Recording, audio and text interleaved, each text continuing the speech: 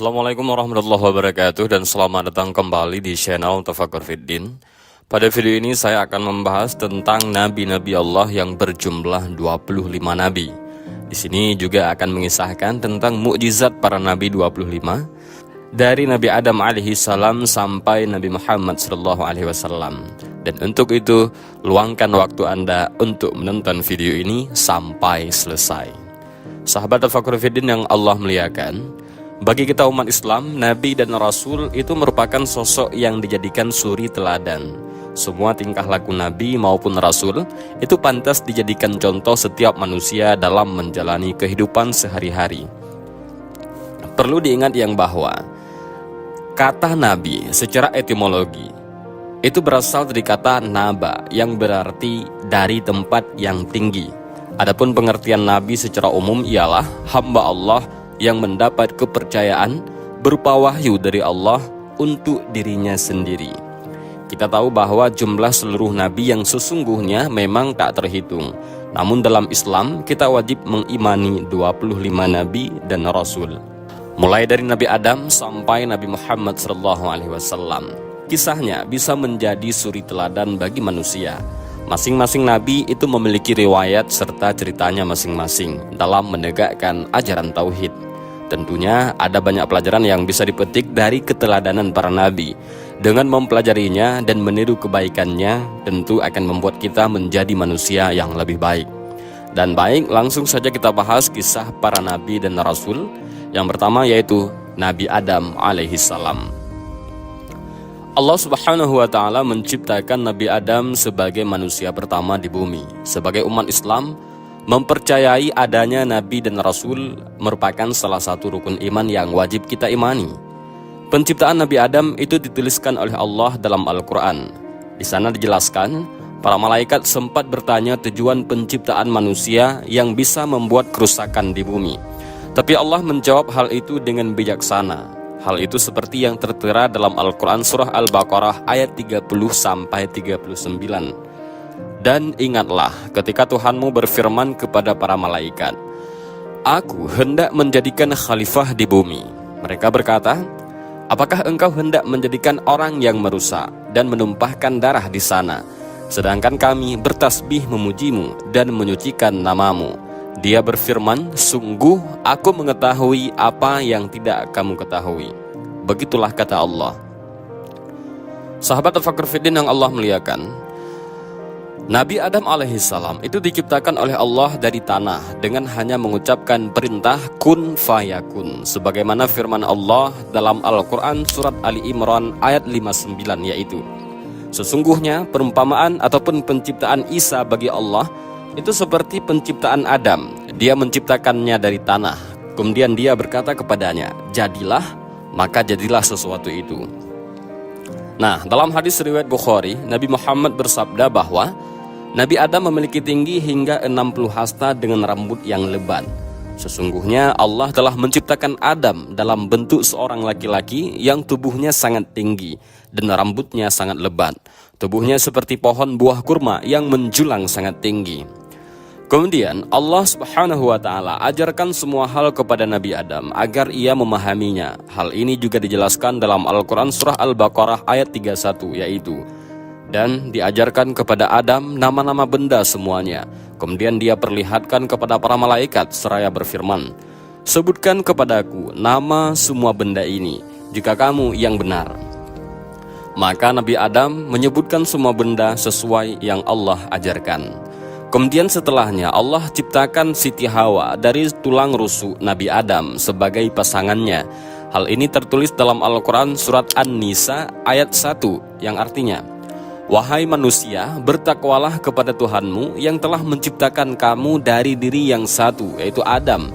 Dan Allah menciptakan pasangannya Hawa dari dirinya.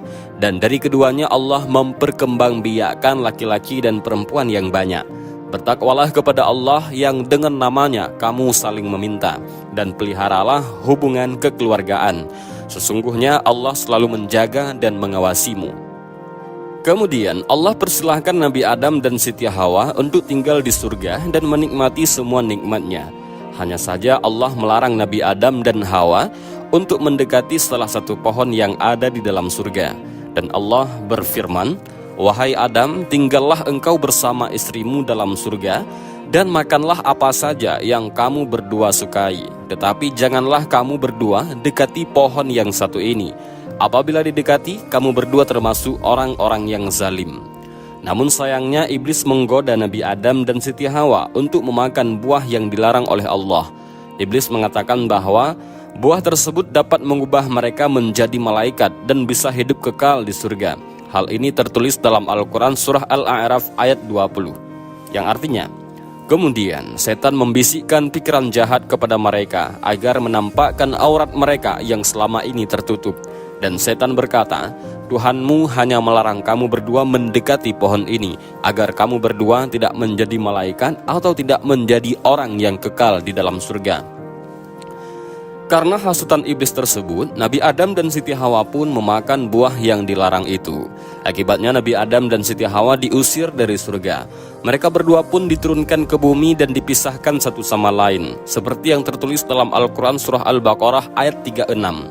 Lalu setan memperdayakan keduanya dari surga sehingga keduanya dikeluarkan dari segala kenikmatan ketika keduanya di sana, yaitu di surga. Dan kami berfirman, "Turunlah kamu, sebahagian kamu menjadi musuh bagi yang lain, dan bagi kamu ada tempat tinggal dan kesenangan di bumi sampai waktu yang ditentukan."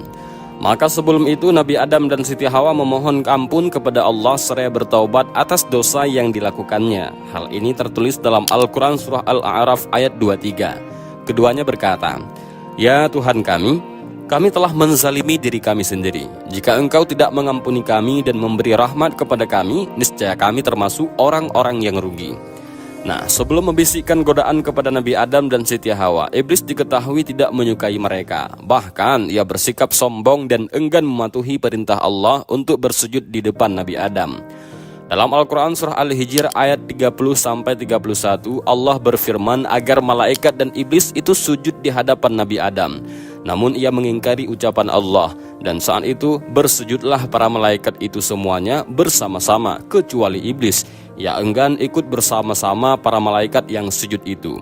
Iblis beralasan bahwa ia lebih mulia dibandingkan Nabi Adam, sebab Nabi Adam hanya diciptakan dari sebuah tanah, sedangkan ia diciptakan Allah dari api. Allah pun mengusir iblis dari surganya sesuai firman-Nya di dalam Al-Quran surah Al-A'raf ayat 18, yang artinya, Allah berfirman, "Keluarlah kamu dari sana," yaitu surga, "dalam keadaan terhina dan terusir. Sesungguhnya barang siapa di antara mereka ada yang mengikutimu, pasti akan aku isi neraka jahanam dengan kamu semua." Begitulah kata Allah. Allah menciptakan Nabi Adam dengan tujuan hendak menjadikan ia sebagai khalifah pertama di bumi.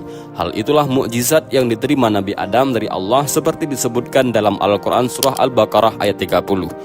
Kemudian Allah juga akan menjadikan keturunan-keturunan Nabi Adam sebagai khalifah sesuai dalam Al-Quran surah An-Naml ayat 62. Allah berfirman yang artinya, "Bukankah Dia Allah yang memperkenankan doa orang yang dalam kesulitan apabila dia berdoa kepadanya, dan menghilangkan kesusahan dan menjadikan kamu manusia sebagai khalifah pemimpin di bumi? Apakah di samping Allah ada Tuhan yang lain? Sedikit sekali nikmat Allah yang kamu ingat." Kemudian usai diusir dari surga, Nabi Adam terpisah dengan Siti Hawa. Berdasarkan riwayat Ibnu Abi Hatim dari As-Saddi, ia berkata, Nabi Adam turun di India, bersamanya turun pula Hajar Aswad. Beliau membawa segenggam daun surga di tangannya. Selanjutnya Adam menyebarkan daun itu di India sehingga tumbuhlah pohon yang bagus di sana. Sedangkan Hawa di Marwa. Mereka pun dipertemukan oleh Allah di Jabal Rahmah dan bersatu kembali. Sahabat Tafakkur Fiddin yang Allah muliakan, sekarang kita masuk ke Nabi dan Rasul yang kedua, yaitu Nabi Idris alaihi salam. Nabi Idris alaihi salam adalah Nabi utusan Allah yang dikenal sangat dimuliakan karena memiliki ilmu. Beliau dianugerahi banyak kepandaian oleh Allah. Nabi Idris alaihi salam pandai karena sangat gemar dan rajin dalam belajar sejak kecil. Nabi Idris lahir di Babylon, yaitu wilayah antara dua sungai. Nama asli Nabi Idris alaihi salam adalah Akhnuh ataupun Henoch ataupun Enoch. Pemberian nama Idris dipakai karena banyak mempelajari kitab-kitab dan mushaf Nabi Adam alaihi salam dan Syit. Kata Idris sendiri itu berasal dari bahasa Arab, yaitu dars, yang artinya pembelajaran, yang mengajarkan wahyu Allah. Nabi Idris menerima suhuf sebanyak 30 suhuf. Allah menurunkan 30 lembaran kitab suci ke Nabi Idris, yang isinya berupa pedoman dan ajaran untuk disampaikan kepada kaumnya. Jadi suatu ketika Nabi Idris ini berjumpa dengan malaikat Israel, yaitu malaikat pencabut nyawa. Kepada malaikat beliau meminta untuk diperlihatkan surga dan neraka. Maka atas izin Allah, Nabi Idris pun diberi kesempatan untuk masuk dan melihat surga dan neraka. Setelah melihat surga, Nabi Idris tidak ingin meninggalkan surga dan ingin menetap di sana. Berkat kesolehan serta kebaikannya, Allah pun menyetujui nyawa Nabi Idris dicabut dan mengabulkan dirinya untuk tinggal di surga dan kekal di dalamnya. Nah, sekarang kita masuk ke perjalanan dakwah Nabi Idris alaihissalam. Kaum Nabi Idris itu merupakan kaum Bani Qabil. Kaum tersebut merupakan keturunan Qabil yang tak menyembah Allah, karena mereka menyembah api. Jadi pada saat itu Nabi Idris sangatlah gigih dalam memperjuangkan agama Allah. Beliau selalu berdakwah kepada kaumnya dengan penuh kesabaran. Dalam perjalanan dakwahnya, Nabi Idris senantiasa mengalami berbagai macam rintangan. Beliau sering mendapatkan celaan dan ejekan. Namun kesabarannya itu senantiasa membuatnya selalu dalam rahmat Allah. Diketahui bahwa dalam seminggu, Nabi Idris berdakwah 3 hari dan 4 harinya lagi beliau beribadah kepada Allah. Beliau diutus oleh Allah untuk berdakwah ke wilayah Irak kuno. Namun di beberapa riwayat disebutkan bahwa Nabi Idris diutus berdakwah ke Mesir. Nabi Idris alaihissalam juga pernah mengajak umatnya untuk berhijrah ke Mesir, ke kota Memphis. Pada awalnya umat Nabi Idris menolak ajakan tersebut. Mereka mengeluh karena Mesir merupakan negeri yang tandus. Namun setelah diyakini oleh Nabi Idris alaihissalam, pada akhirnya umatnya pun mau berhijrah. Nah, Allah memberikan mukjizat kepada Nabi Idris alaihissalam dengan kemampuan dan kepandaian di berbagai bidang ilmu. Di antaranya yaitu Nabi Idris alaihissalam adalah manusia pertama yang pandai dalam membaca dan menulis dengan kalam atau pena. Beliau juga bisa menguasai berbagai bahasa. Mukjizat Nabi Idris yang kedua yaitu Nabi Idris alaihissalam itu menguasai berbagai ilmu, seperti ilmu perbintangan, matematika, ilmu arsitektur, hingga ilmu alam. Dan selain membaca dan menulis, Nabi Idris juga dikenal sebagai orang pertama yang menjahit pakaian. Beliau mampu untuk membuat kain, merancang, menggunting, hingga menjahit, hingga menjadi sebuah pakaian, yang pada saat itu manusia menggunakan kulit hewan sebagai penutup auratnya. Juga ada banyak sikap dan hal teladan yang bisa kita ambil dari kisah hidup Nabi Idris. Antara lain yaitu, beliau itu punya semangat belajar di berbagai ilmu pengetahuan. Telah disebutkan sebelumnya bahwa Nabi Idris banyak memiliki pengetahuan dan kemampuan. Allah juga menganugerahi Nabi Idris dengan kepandaian naik kuda serta cara berternak. Selanjutnya rendah hati. Nabi Idris tidak pernah sombong dan sangat mencintai kebenaran. Pasalnya hatinya dipenuhi dengan kebaikan dan kemuliaan. Kecerdasan, kepandaian, kegigihan, serta kecintaan terhadap kebenaran tentang Nabi Idris ini itu tertuang dalam Al-Quran surat Maryam ayat 56-57. Dan ceritakanlah hai Muhammad kepada mereka kisah Idris di dalam kitab ataupun Al-Quran. Sesungguhnya dia adalah seorang yang sangat mencintai kebenaran dan seorang nabi, dan kami telah mengangkatnya ke martabat yang tinggi. Al-Quran surah Maryam ayat 56-57. Walaupun dirinya seorang nabi dan rasul di sisi Allah Subhanahu wa taala, Nabi Idris ini senantiasa rajin beribadah, berdoa, selalu sabar, serta selalu menghormati sesama. Beliau suka tertunduk, sujud, bahkan bisa menangis apabila mendengar atau dibacakan ayat-ayat Allah kepadanya. Selain cerdas dan pandai, Nabi Idris dikenal punya keberanian yang hebat. Beliau sering mencapai kemenangan di peperangan dan bahkan tak takut akan kematian. Oleh sebab itu, Nabi Idris diberi gelar Asadul Asad, yaitu singa dari segala singa. Selama berdakwah, Nabi Idris selalu mengajarkan ke kaumnya dengan penuh kesabaran dan semangat agar umatnya senantiasa mau mengerjakan sholat, zakat, dan puasa. Sejatinya, Allah sangat mencintai hambanya yang soleh, pandai, gigih, dan juga tetap rendah hati. Oleh karena itu, Allah memilih Nabi Idris menjadi nabi dan rasul untuk menyampaikan ajaran kebenaran kepada kaumnya. Cerita yang ketiga yaitu cerita Nabi Nuh alaihissalam. Nabi Nuh alaihissalam adalah nabi yang sangat sabar, sebab walaupun berdakwah selama ratusan tahun, namun hanya sedikit orang yang mau beriman kepada Allah Subhanahu wa taala. Nabi Nuh alaihissalam bernama lengkap Nuh bin Lamik bin Mutawasyalah bin Kanuh, atau Idris alaihissalam bin Yarid bin Misyail bin Qanin bin Anush bin Syid bin Adam alaihissalam. Menurut Ibnu Katsir dalam kitab Qasasul Anbiya, beliau lahir 146 tahun setelah Nabi Adam meninggal. Allah mengutus Nabi Nuh kepada Bani Rasib untuk menghapuskan kesesatan dan kegelapan yang ada di sana. Saat itu kaum Nabi Nuh menyekutukan Allah dengan menyembah patung-patung orang-orang saleh. Bani Rasib menjadikan Wad, Suwa, Yaghus, Ya'uq, dan Nasar, anak-anak Adam yang saleh, dengan meminta keberkahan dan rezeki dari mereka. Kemudian Allah mengutus Nabi Nuh alaihissalam sebagai rasul pertama untuk menyebarkan kebenaran. Dakwah Nabi Nuh alaihissalam itu berlangsung sangat lama, sebagaimana Allah berfirman dalam surat Al-Ankabut ayat 14. Selama 950 tahun ini, Nabi Nuh alaihissalam berdakwah dengan segala cara, tanpa mengenal waktu, siang dan malam, kala sepi maupun ramai, dengan kabar gembira maupun ancaman. Namun mereka tetaplah kaum yang sesat dan berlaku kejam. Setiap kali satu generasi berlalu, mereka berpesan kepada generasi berikutnya agar tidak beriman kepada Nuh, harus memerangi dan menentangnya. Akhirnya Nabi Nuh alaihissalam putus asa mengharapkan kebaikan dan keberuntungan kaumnya yang sesat. Sudah tidak ada cara lagi yang bisa mengembalikan mereka kepada Allah Subhanahu wa taala. Nabi Nuh selalu berdoa kepada Allah sebagaimana di dalam surat Asy-Syu'ara ayat 117 sampai 118.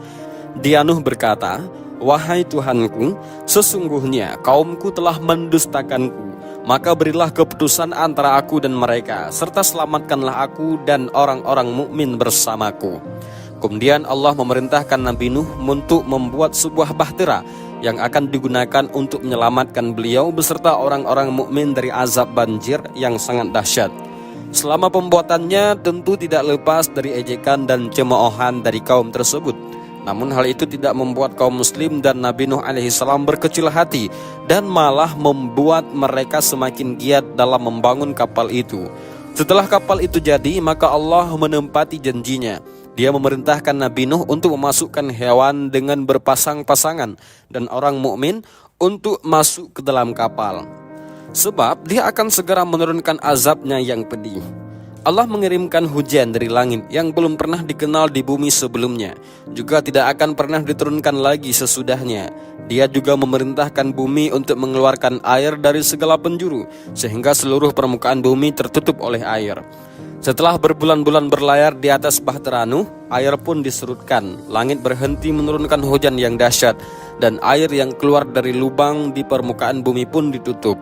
Banjir bandang itu telah usai. Seluruh orang kafir termasuk anak Nabi Nuh alaihissalam yaitu Kan'an binasa dalam azab Allah Subhanahu wa taala itu.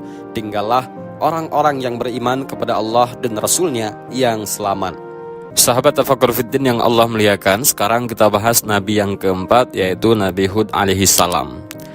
Nabi Hud alaihissalam memiliki garis keturunan yang sama dengan Nabi Nuh alaihissalam. Allah mengutus Nabi Hud kepada kaum Ad. Kaum Ad adalah kelompok yang musyrik dan ingkar kepada Allah Subhanahu wa taala, sebab mereka menyembah 3 berhala, yaitu Syamda, Syamud, dan Hira. Kaum Ad ini dikaruniai oleh Allah berbagai kekayaan, mulai dari tanah yang subur, sumber-sumber air yang mengalir dari berbagai penjuru dan memudahkan mereka bercocok tanam, serta tempat tinggal mereka yang dikelilingi dengan kebun bunga. Kaum Ad hidup dengan makmur, sejahtera, serta bahagia. Mereka bahkan menjadi suku terbesar di antara suku-suku yang hidup di sekelilingnya. Tak sampai di situ, Allah bahkan menganugerahkan kaum Ad tubuh yang kuat dan kekar, sehingga memudahkan mereka untuk bekerja keras. Mereka juga memiliki pengetahuan dan kebudayaan yang tinggi. Dengan ragam kenikmatan yang Allah berikan, mereka tidak pernah bersyukur.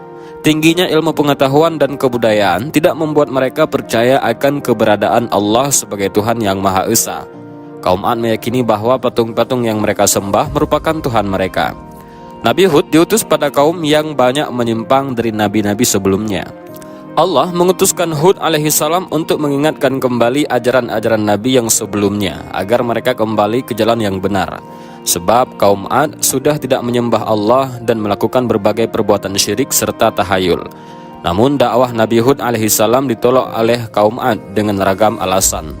Bahkan mereka tak segan melontarkan tuduhan, ejekan serta hinaan kepada sang Nabi. Sebagai utusan Allah, Hud bersabar atas apa yang dikatakan oleh kaumnya. Kaum Ad berdalih tidak akan mengubah kebiasaan mereka menyembah berhala karena hal itu merupakan warisan nenek moyang mereka. Bahkan mereka mengatakan seharusnya Nabi Hud alaihissalam kembali kepada aturan nenek moyang dan menyembah berhala. Meski tidak menyerah dalam menyampaikan dakwah, kaum Ad tidak menggubris Nabi Hud alaihissalam. Mereka menghina dan merendahkan Hud alaihissalam hingga mengatakan beliau tidak memiliki kelebihan apapun dibanding mereka. Nabi Hud alaihissalam lalu berkata bahwa Allah akan segera menurunkan azabnya bagi kaum Ad yang tidak beriman kepadanya. Alih-alih percaya pada peringatan Hud alaihissalam, kaum Ad justru semakin sombong dan kufur sambil menyebut mereka tidak akan ditimpa azab. Kemudian Allah menurunkan azab kepada kaum Ad melalui dua tahap. Pertama, ladang-ladang dan kebun mereka mengalami kekeringan. Pada keadaan itu Nabi Hud alaihissalam berusaha meyakinkan kaumnya bahwa kekeringan tersebut merupakan azab Allah yang berikan. Namun tetap saja perkataan Nabi Hud alaihissalam tidak digubris oleh kaum Ad. Mereka bahkan berdoa dan memohon perlindungan kepada berhala-berhala yang mereka sembah. Selanjutnya, tahapan kedua dari azab yang Allah timpa pada kaum Ad adalah munculnya gumpalan awan dan awan hitam yang tebal di atas mereka.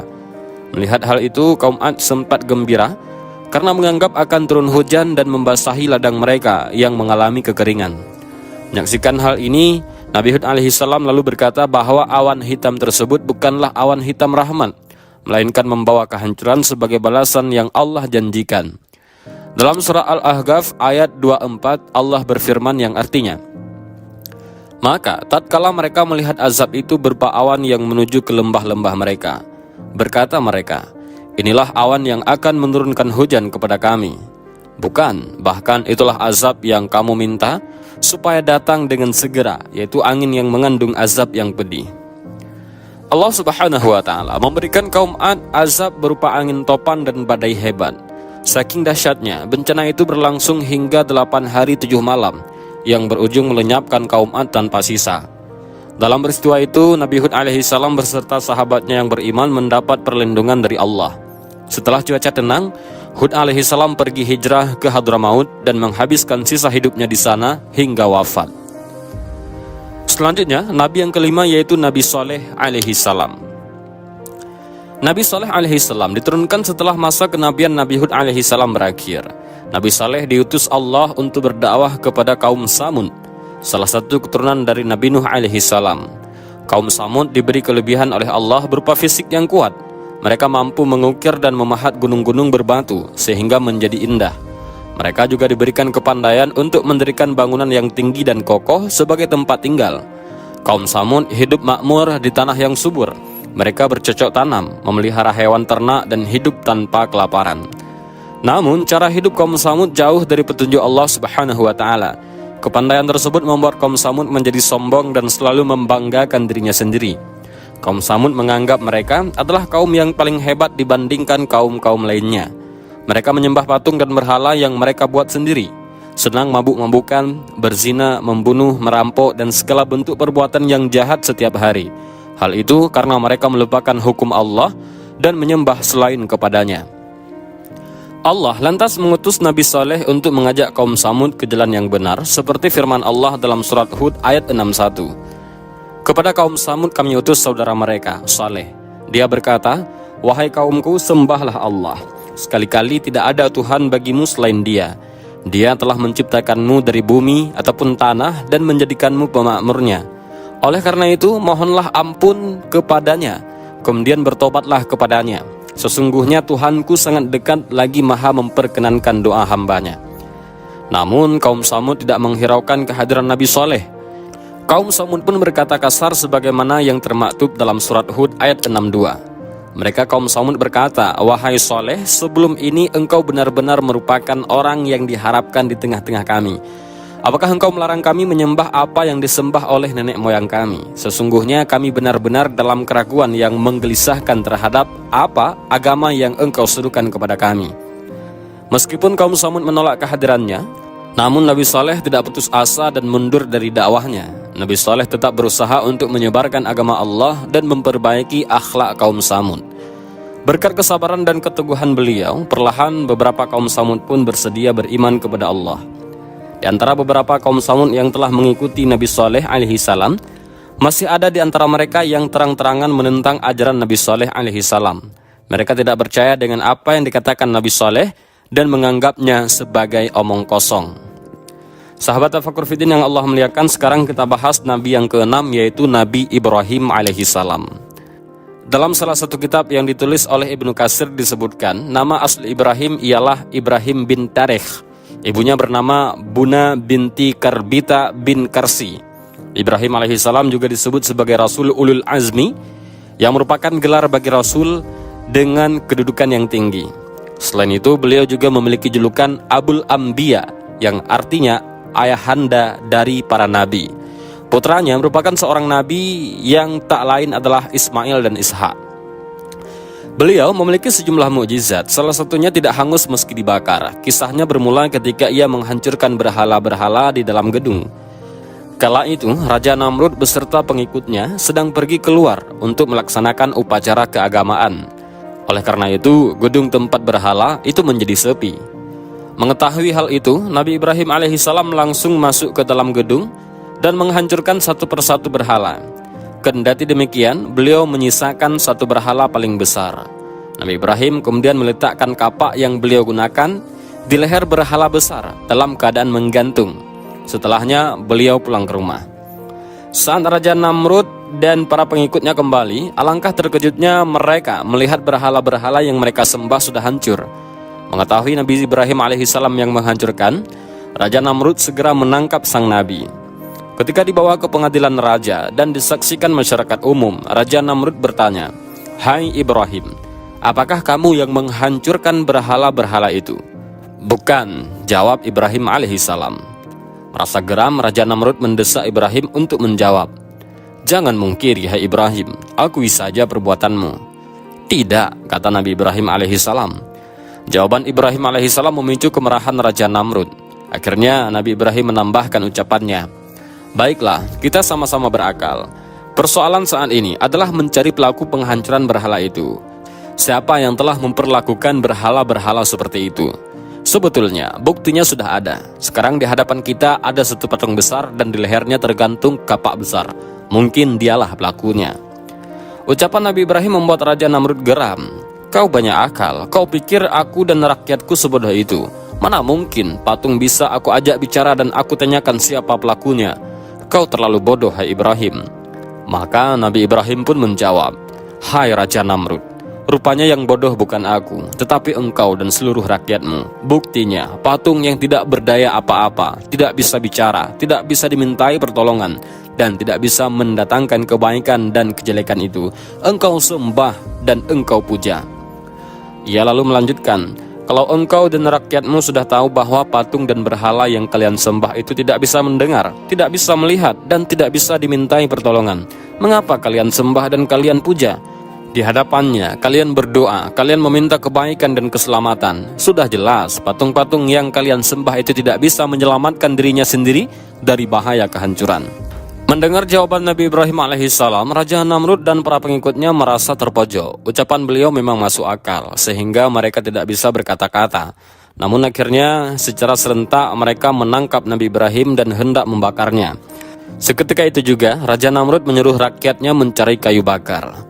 Atas izin Allah, ketika api dinyalakan, justru Nabi Ibrahim tidak merasa panas. Sebaliknya, api tersebut malah menyejukkan Ibrahim.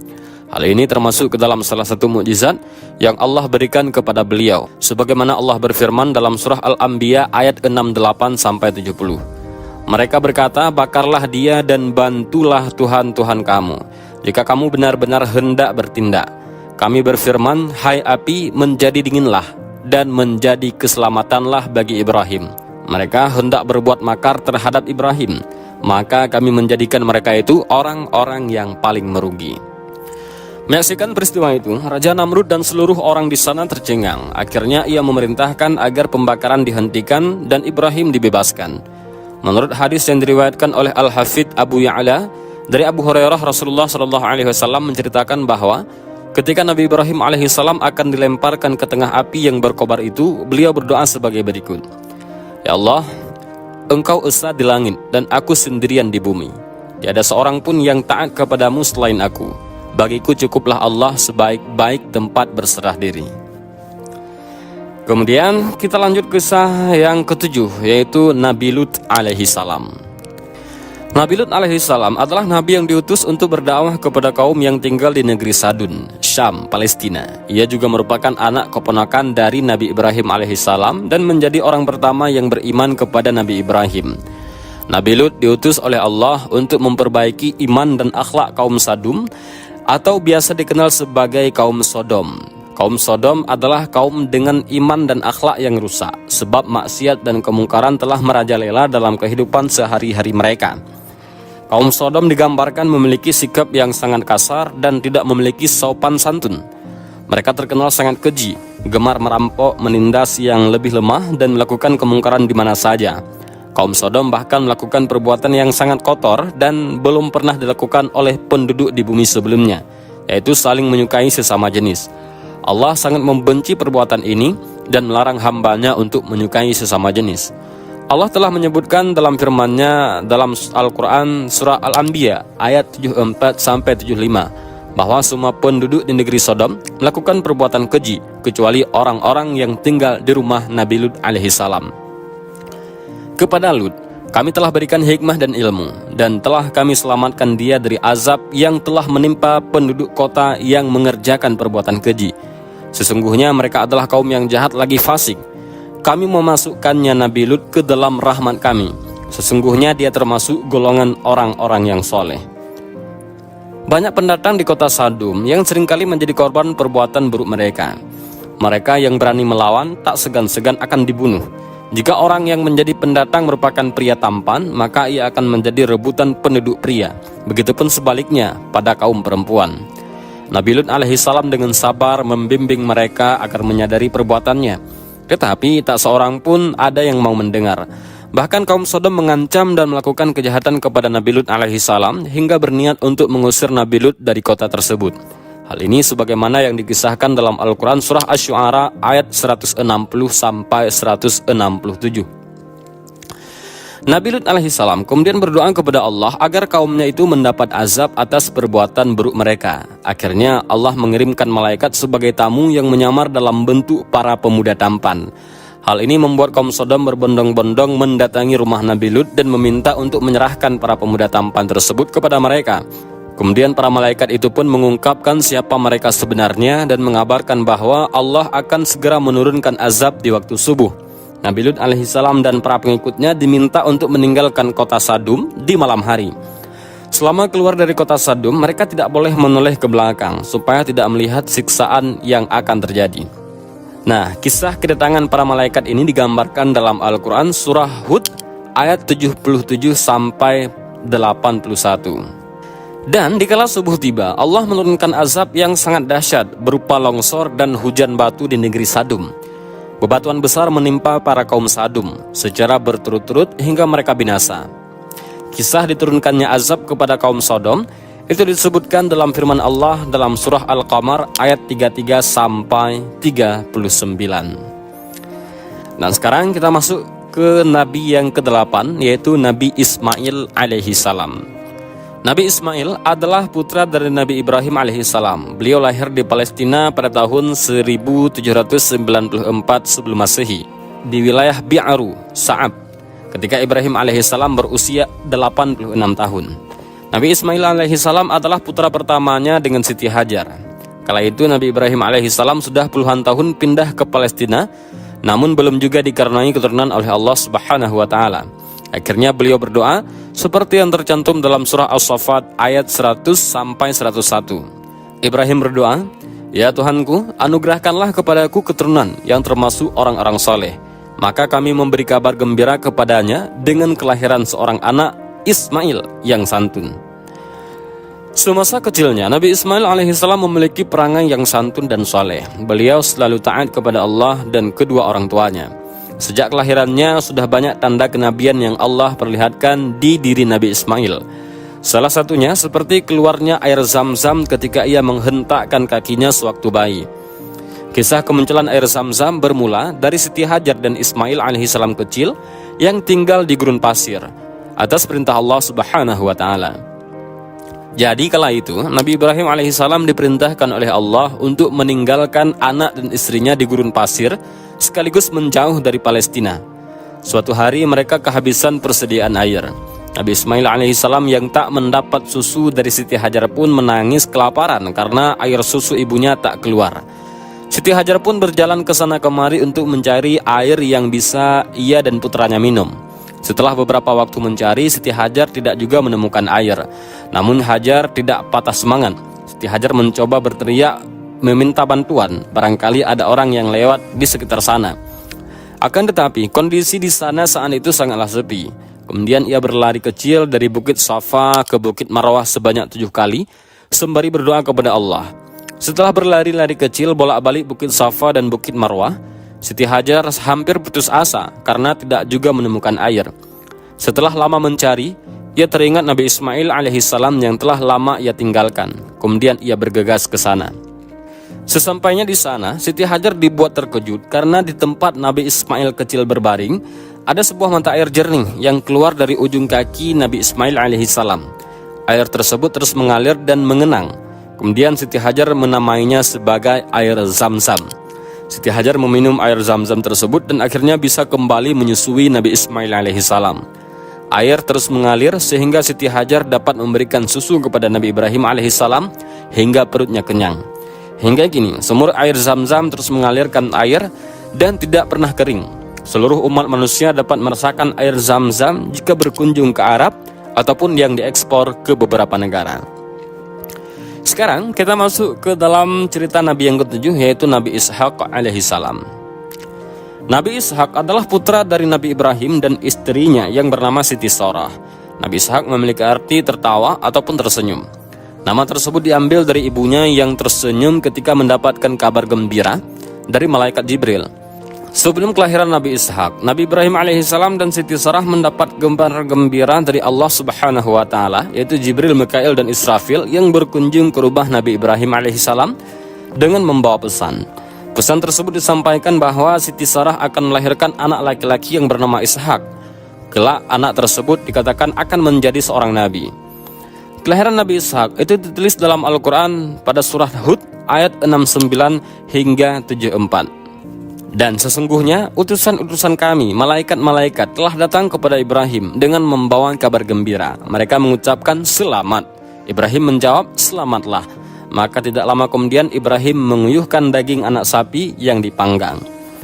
Nabi Ishaq alaihissalam lahir di kota Hebron di daerah Kan'an pada tahun 1897 sebelum Masehi. Nabi Ishaq alaihissalam memiliki saudara yang bernama Nabi Ismail alaihissalam.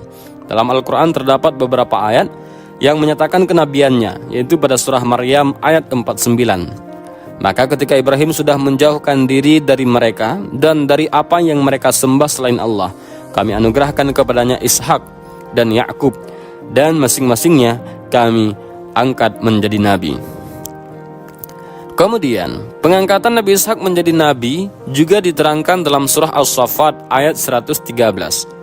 Kami limpahkan keberkatan atasnya dan atas Ishak, dan di antara anak cucunya ada yang berbuat baik dan ada pula yang zalim terhadap dirinya sendiri dengan nyata.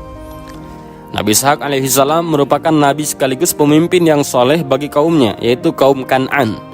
Nabi Ishak berdakwah dengan caranya yang lemah lembut, serta beliau pandai memikat hati orang, ramah dan tamah, sehingga ajaran agama Islam yang disampaikan dapat dirasakan manfaatnya.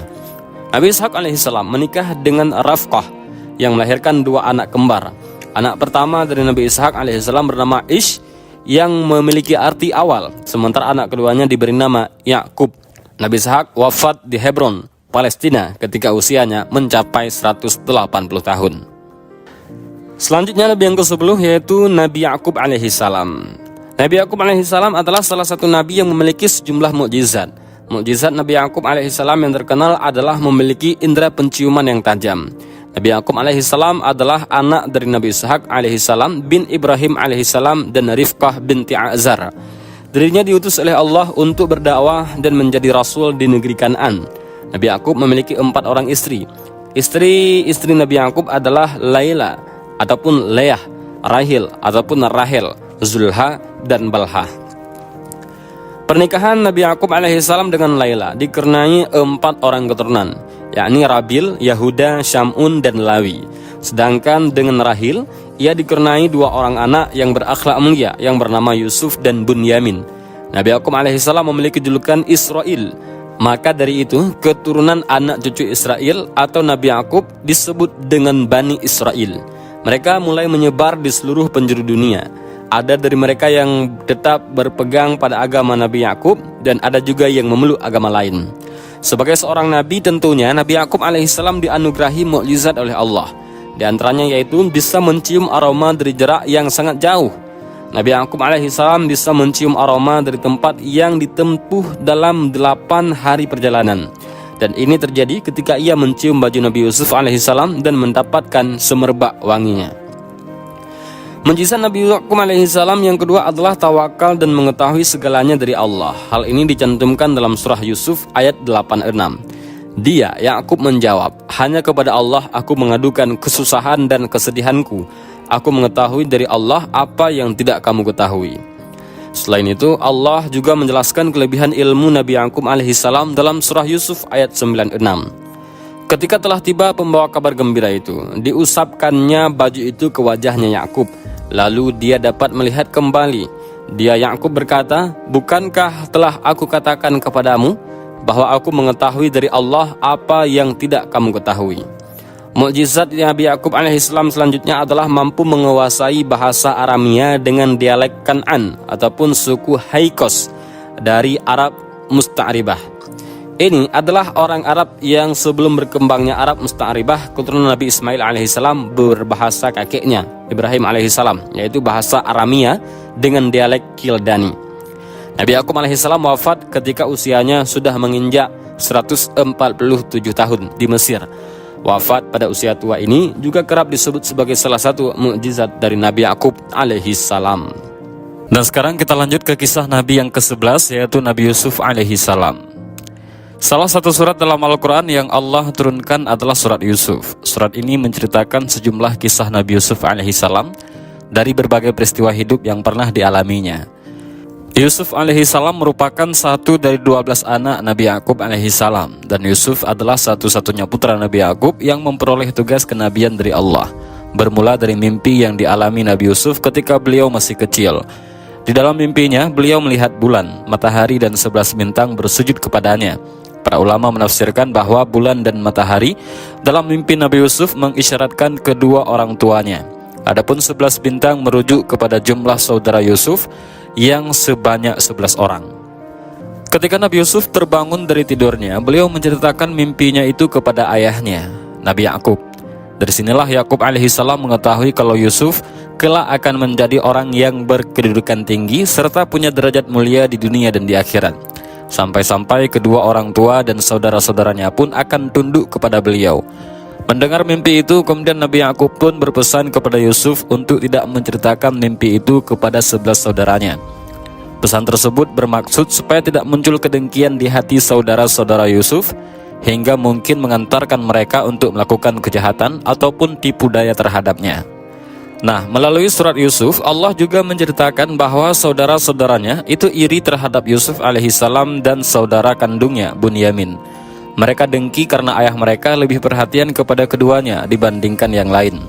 Saudara-saudaranya beranggapan bahwa merekalah yang lebih berhak disayang daripada Yusuf dan Bunyamin. Karena kedengkian itu, mereka berencana untuk membunuh Yusuf atau membuangnya ke tempat yang sangat jauh yang membuatnya tidak mungkin bisa pulang ke rumah. Demikian rencana mereka supaya kasih sayang Nabi Yakub tercurah kepada mereka.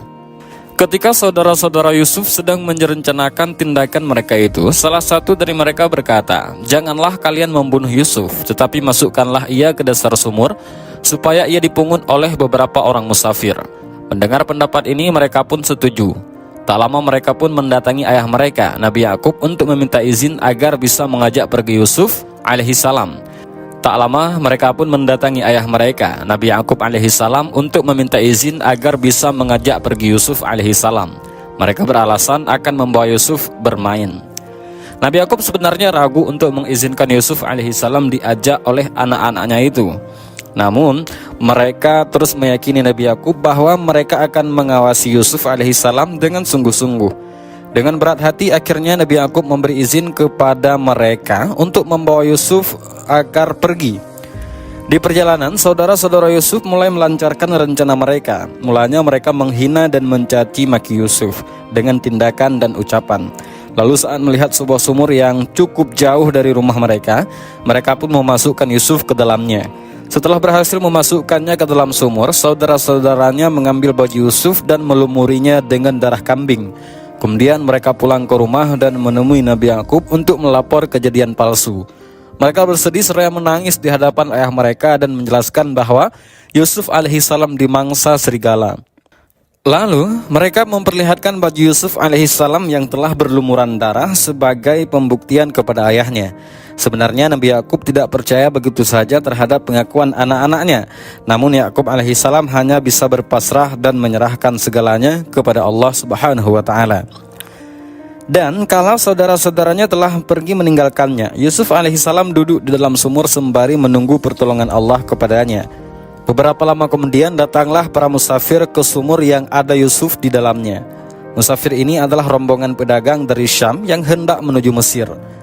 Saat salah satu dari mereka mengambil air dari sumur dengan mengulurkan tali timba ke dalam lalu menariknya kembali ke atas, tiba-tiba Yusuf alaihissalam menggelantungkan diri pada tali timba itu. Musafir penarik tali timba melihat seorang anak yang tertarik bersama timbanya. Lalu ia merasa senang karena bisa menjadikannya sebagai barang dagangan. Mereka hendak menjual Yusuf, tepatnya sebagai budak ketika telah sampai di Mesir. Tiba di tempat tujuan, para musafir menjual Yusuf alaihissalam dengan harga murah kepada sepasang suami istri. Ternyata yang membeli Yusuf adalah orang yang terkenal dan terhormat. Dikatakan ia adalah seorang menteri dengan jabatan tinggi. Suaminya dikenal dengan sebutan Al-Aziz, sementara istrinya dikenal dengan nama Zulaikha. Setelah dibeli oleh sepasang suami istri, Yusuf alaihissalam tinggal di rumah mereka dan menjadi hamba sahaya yang melayani mereka.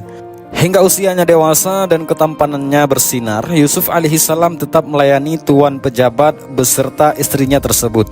Namun pada suatu waktu, istri dari tuannya, Yusuf alaihissalam itu merayu dan mengajak Yusuf untuk melakukan perbuatan yang tak pantas. Padahal istri tuannya adalah wanita cantik, kaya, masih muda, dan berkedudukan tinggi. Diceritakan, wanita itu menutup pintu kamar yang di dalamnya hanya ada dirinya dan Yusuf alaihissalam. Ia tertarik dan terus menggoda Yusuf lantaran penampilan dan ketampanannya yang menawan. Dalam kondisi ini, Yusuf memohon perlindungan kepada Allah dan coba menghindar serta pergi dari kamar itu.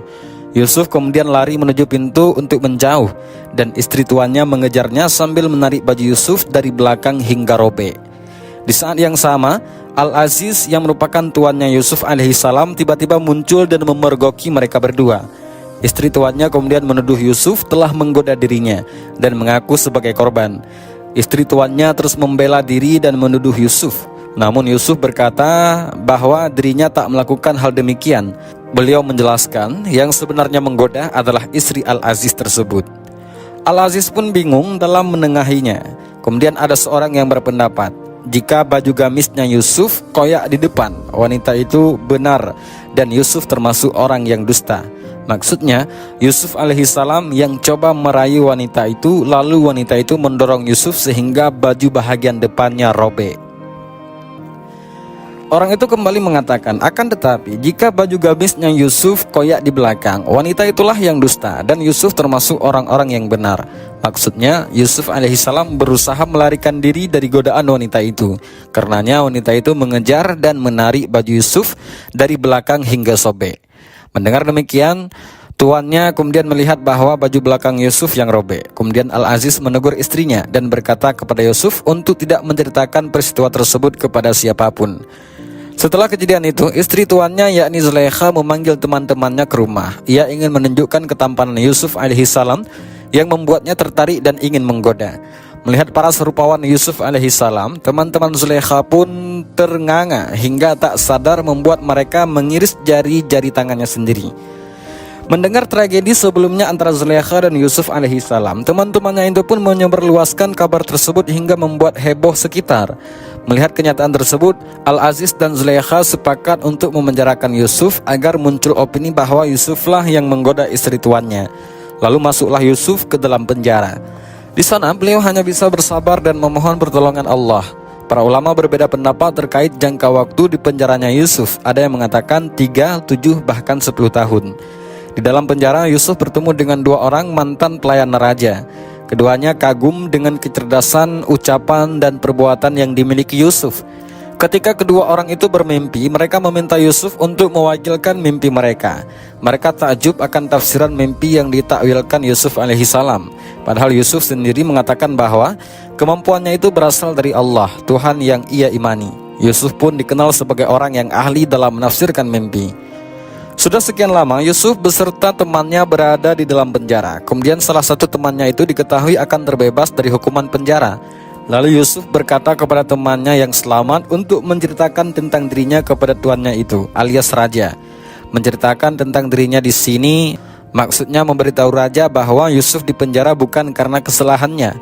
Setelah keluar dari penjara, temannya Yusuf yang kembali menjadi pelayan raja itu lupa akan pesan yang diberi Yusuf untuk menceritakan tentang dirinya. Nah, jadi suatu ketika Raja Mesir kala itu bermimpi dalam tidurnya, dan mimpinya itu membuat ia cemas. Raja itu bermimpi seakan-akan ia berada di tepi sungai. Lalu dari dalam sungai muncul 7 sapi betina dengan tubuh gemuk.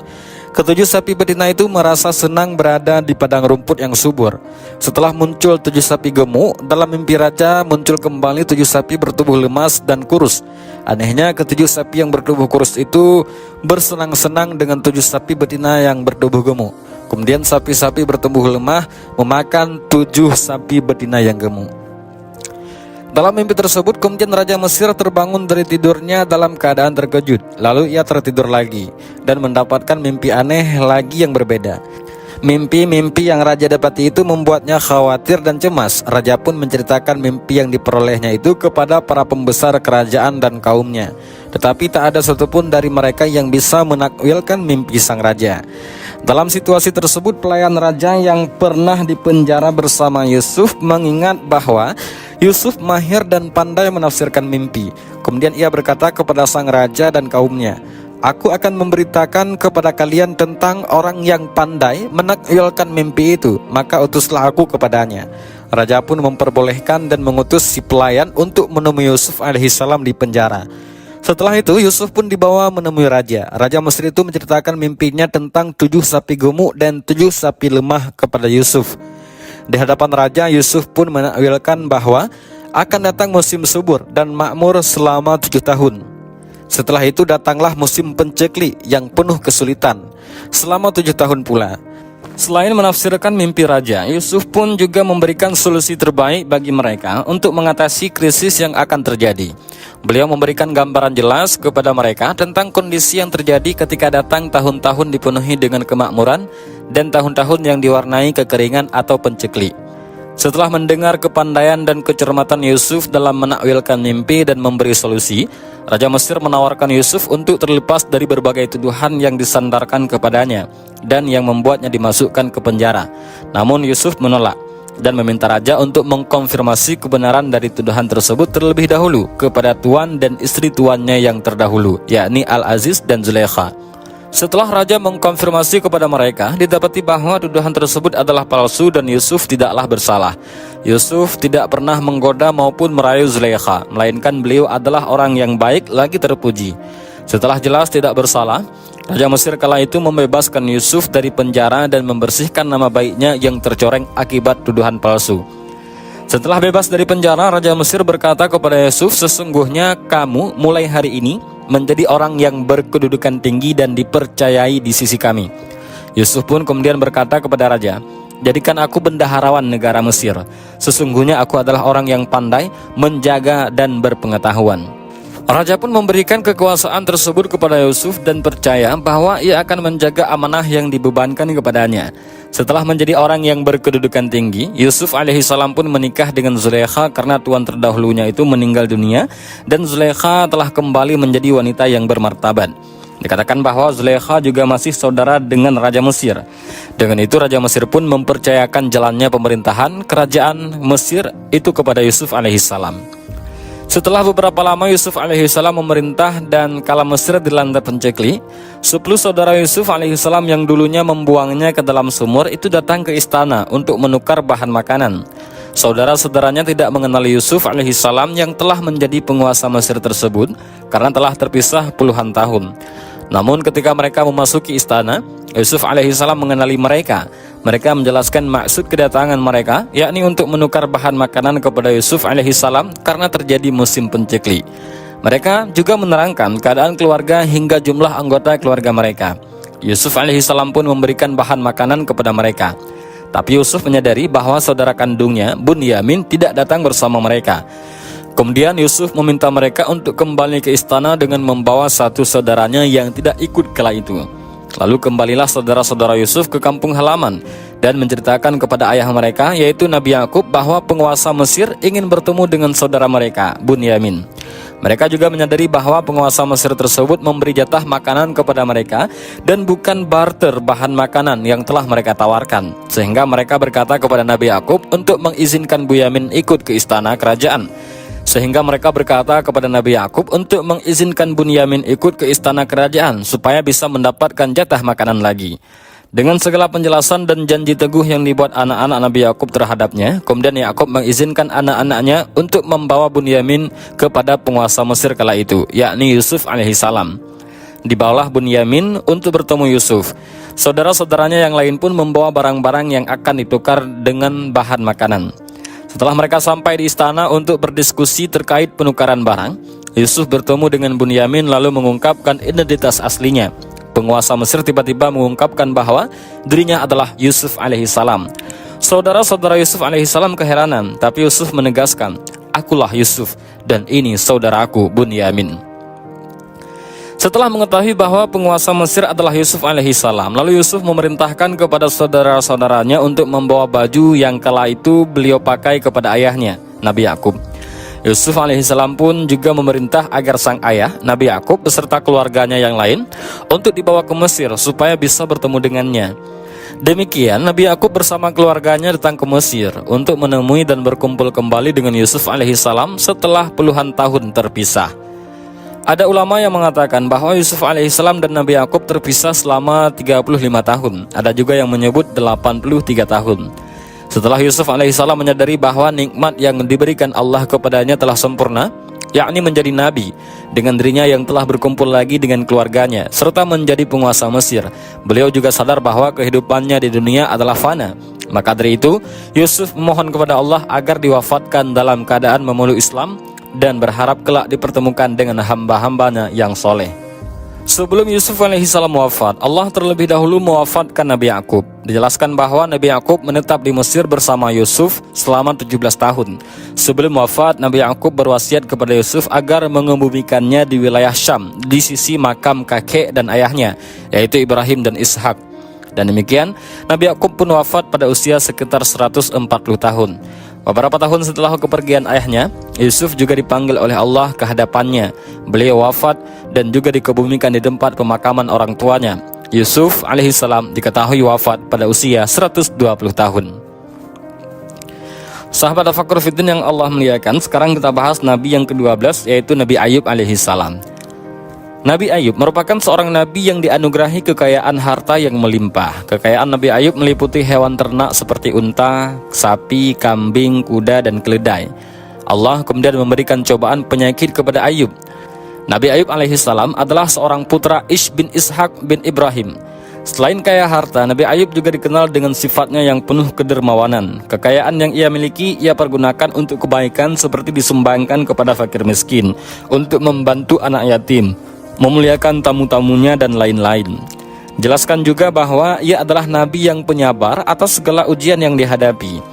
Berkat sifatnya yang penuh kesabaran, ketenangan, dan ketakwaannya tersebut, ia kemudian menjadi hamba yang dikasihi oleh Allah. Nabi Ayub juga merupakan seorang nabi yang menerima wahyu. Ini didasarkan atas firman Allah dalam surah An-Nisa ayat 163. Sesungguhnya kami mewahyukan kepadamu Muhammad sebagaimana kami telah mewahyukan kepada Nuh dan nabi-nabi setelahnya, dan kami telah mewahyukan pula kepada Ibrahim, Ismail, Ishak, Yakub dan anak cucunya Isa, Ayub, Yunus, Harun dan Sulaiman, dan kami telah memberikan kitab Zabur kepada Daud. Allah Subhanahu wa taala kemudian memberi cobaan kepada Nabi Ayub alaihissalam melalui harta miliknya. Atas kehendak Allah, semua harta ini diambil kembali sehingga Nabi Ayub tak memiliki apapun. Selain itu, tubuhnya juga diuji dengan segala macam penyakit, dan yang sehat hanya hati dan lidahnya. Dengan hati dan lidahnya tersebut, Nabi Ayub selalu berzikir kepada Allah dan menghadapi segala cobaan dengan sabar dan tabah. Ia juga selalu mengingat Allah sepanjang hari. Ujian yang menimpa Nabi Ayub ini berlangsung cukup lama, sampai ia dan istrinya terusir. Bahkan tidak ada yang mau menerima istrinya untuk bekerja. Suatu hari, istri Nabi Ayub menjual satu dari dua kepang rambutnya kepada putri seorang pejabat. Ia menukarnya dengan makanan yang layak. Esok harinya istrinya menjual kepang rambutnya lagi untuk menukarnya dengan makanan. Nabi Ayub kemudian menolak makanan yang dibawa tersebut dan bersumpah tidak akan memakannya, sampai istrinya menceritakan keadaan yang sebenarnya. Mereka tak memiliki apapun untuk membeli makanan. Ketika Nabi Ayub mengetahui bahwa kepala istrinya tidak berambut, ia kemudian berdoa seperti yang dijelaskan dalam surah Al-Anbiya ayat 83.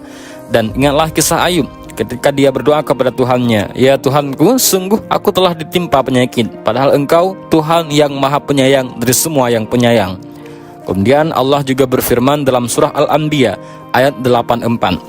Maka kami kabulkan doanya, lalu kami lenyapkan penyakit yang ada padanya, dan kami kembalikan keluarganya kepadanya, dan kami lipat gandakan jumlah mereka sebagai suatu rahmat dari kami, dan untuk menjadi peringatan bagi semua yang menyembah kami. Dari kisah Nabi Ayub alaihissalam ini menjadi peringatan bagi mereka yang mendapat cobaan. Cobaan dari Allah Subhanahu wa taala dapat berupa harta kekayaan, keturunan, ataupun penyakit, agar bisa dijadikan teladan bahwa Nabi Ayub alaihissalam yang mendapat cobaan yang berat terus bersabar sampai Allah Subhanahu wa taala berikan kepadanya kesembuhan, dan Allah lipat gandakan kebahagiaannya karena telah bersabar atas ujian Allah. Lanjut ke Nabi yang ke-13, yaitu Nabi Syuaib alaihissalam. Nabi Syuaib adalah seorang yang memiliki julukan Khatib Al-Anbiya atau juru bicaranya para nabi. Ia memiliki kisah terkait mukjizatnya ketika melaksanakan perintah Allah untuk membimbing kaumnya, yaitu kaum Madian. Masyarakat Madian merupakan suku Arab yang menetap di Madian, sebuah kota yang terletak di wilayah Mu'an, tepatnya di perbatasan negeri Syam dan Hijaz. Wilayah ini berdekatan dengan danau kaum Lut. Madian adalah nama sebuah kabilah keturunan dari Madian bin Ibrahim alaihissalam. Nabi yang diutus kepada mereka adalah Syuaib bin Mishkal bin Yasjan. Penduduk Madian adalah orang-orang kafir yang memiliki kebiasaan buruk. Mereka gemar merampok di tengah jalan dan menakut-nakuti orang yang sedang dalam perjalanan. Mereka adalah contoh kelompok masyarakat dengan karakter yang paling buruk dalam interaksi sosial. Mereka melakukan kecurangan dalam jual beli, seperti mengurangi timbangan dan mengambil tambahan ketika membeli.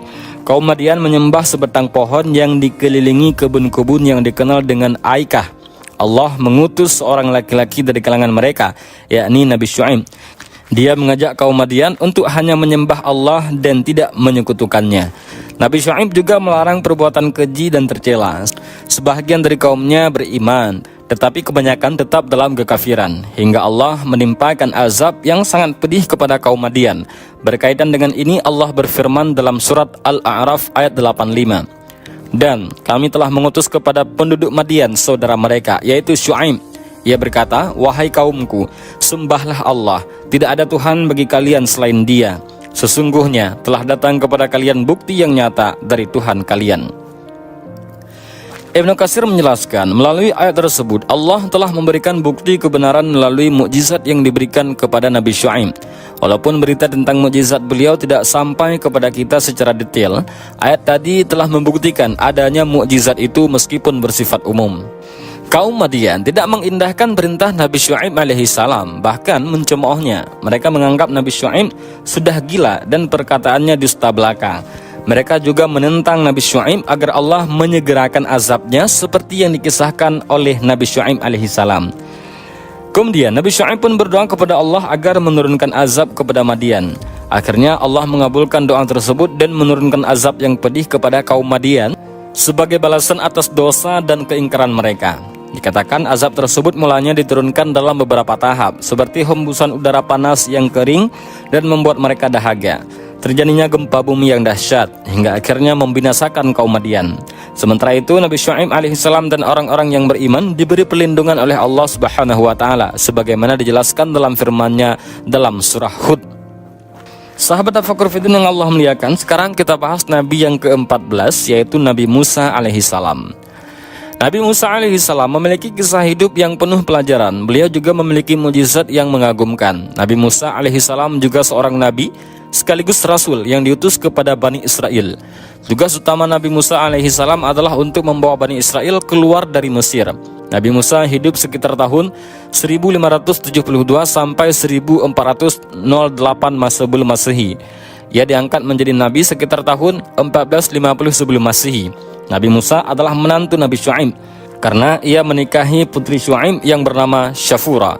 Dari pernikahannya ia mempunyai 4 orang anak. Salah satunya adalah Nabi Ilyas. Nabi Musa dilahirkan pada waktu di mana bayi laki-laki harus dibunuh.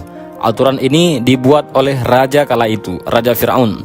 Hal ini diawali karena Fir'aun mendapatkan mimpi buruk dan mimpi tersebut ditafsirkan bahwa akan ada anak laki-laki dari Bani Israel yang akan menghancurkan Mesir.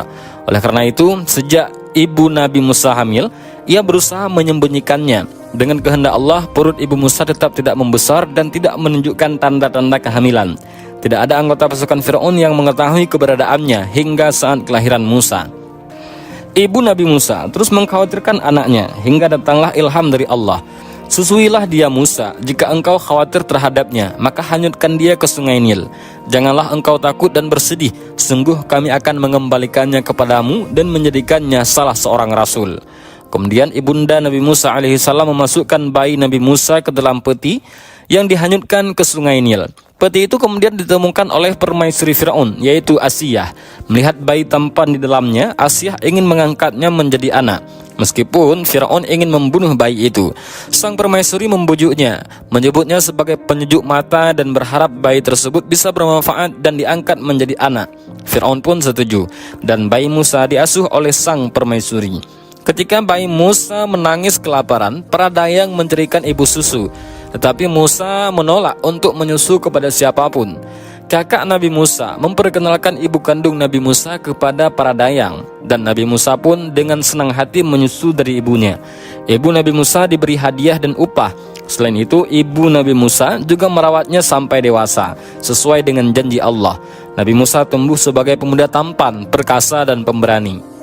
Pada usia 40 tahun, Allah memberinya hikmah dan ilmu, menjadikannya seorang rasul. Allah anugerahi kepadanya hikmah dan pengetahuan saat dia dewasa dan akalnya sempurna.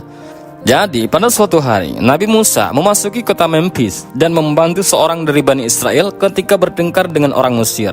Nabi Musa secara tidak sengaja membunuh orang Mesir tersebut yang menyebabkan penyesalan dan ketakutan. Fir'aun yang mendengar berita ini pun mengirim pengawal untuk menangkap Nabi Musa. Sebelum tertangkap, seseorang memberitahu Nabi Musa tentang rencana pembunuhan dan menyarankannya untuk meninggalkan kota. Nabi Musa pun meninggalkan Mesir dan berdoa kepada Allah untuk menyelamatkannya dari kezaliman. Allah pun menuntun Nabi Musa ke negeri Madian. Di negeri Madian itulah Nabi Musa bertemu dengan kedua anak Nabi Syuaib. Awalnya Nabi Musa hanya membantu mereka mengambil air, tetapi sang ayah Nabi Syuaib meminta untuk bertemu dengan Nabi Musa. Nabi Musa menceritakan kepada Nabi Syuaib bahwa dia melarikan diri dari kejaran Fir'aun. Nabi Syuaib berkata, "Jangan takut, sesungguhnya kamu telah selamat dari orang-orang Mesir karena kamu berada di negeri Madian yang jauh dari mereka." Nabi Musa akhirnya menikah dengan salah seorang putri Nabi Syuaib dengan ketentuan Nabi Musa bekerja kepada Nabi Syuaib selama 8 tahun atau 10 tahun. Nabi Musa menyanggupi ketentuan itu dan memilih bekerja genap selama 10 tahun kepada Nabi Syuaib. Setelah menikah, Nabi Musa kemudian meminta izin untuk pulang ke Mesir. Saat tiba di Mesir, Nabi Musa segera bertemu dengan Fir'aun di istananya. Beliau menyuruhkan Fir'aun untuk bertaubat dan memohon ampun atas perbuatan fasik yang telah dilakukan. Selain itu, Nabi Musa juga menekankan agar Firaun membebaskan seluruh Bani Israel. Dengan seizin Allah, Nabi Musa menunjukkan kedua mukjizatnya sebagai bukti kebenaran. Firaun merespon dengan kemarahan yang besar terhadap perkataan Nabi Musa. Firaun lalu memerintahkan tukang sihirnya untuk menunjukkan keajaiban mereka. Para ahli sihir Firaun melempar tali yang berubah menjadi ular. Namun ular-ular tukang sihir Firaun segera ditelan oleh ular yang ditunjukkan oleh Nabi Musa. Akibat kejadian ini, sejumlah pengikut Firaun mulai menyatakan iman kepada Allah, termasuk Asiyah, istri Firaun sendiri. Kemarahan Firaun tidak terbendung lagi. Ia kemudian menyiksa semua pengikut Nabi Musa, bahkan istrinya sendiri disiksanya hingga meninggal. Nabi Musa bersama pengikutnya kemudian melarikan diri keluar dari negeri Mesir. Mulai dari sini, mukjizat Nabi Musa terus diperlihatkan oleh Allah Subhanahu wa Ta'ala. Dan berikut adalah beberapa mukjizat Nabi Musa. Yang pertama, tongkat berubah menjadi ular. Mukjizat ini diperlihatkan kepada Firaun dan para tukang sihirnya. Awalnya Nabi Musa menyampaikan pesan tentang keesaan Allah kepada Firaun, bahwa ada Tuhan selain Firaun. Firaun kemudian meminta bukti untuk mendukung pernyataan tersebut. Nabi Musa kemudian memperlihatkan mukjizatnya sebagai bukti.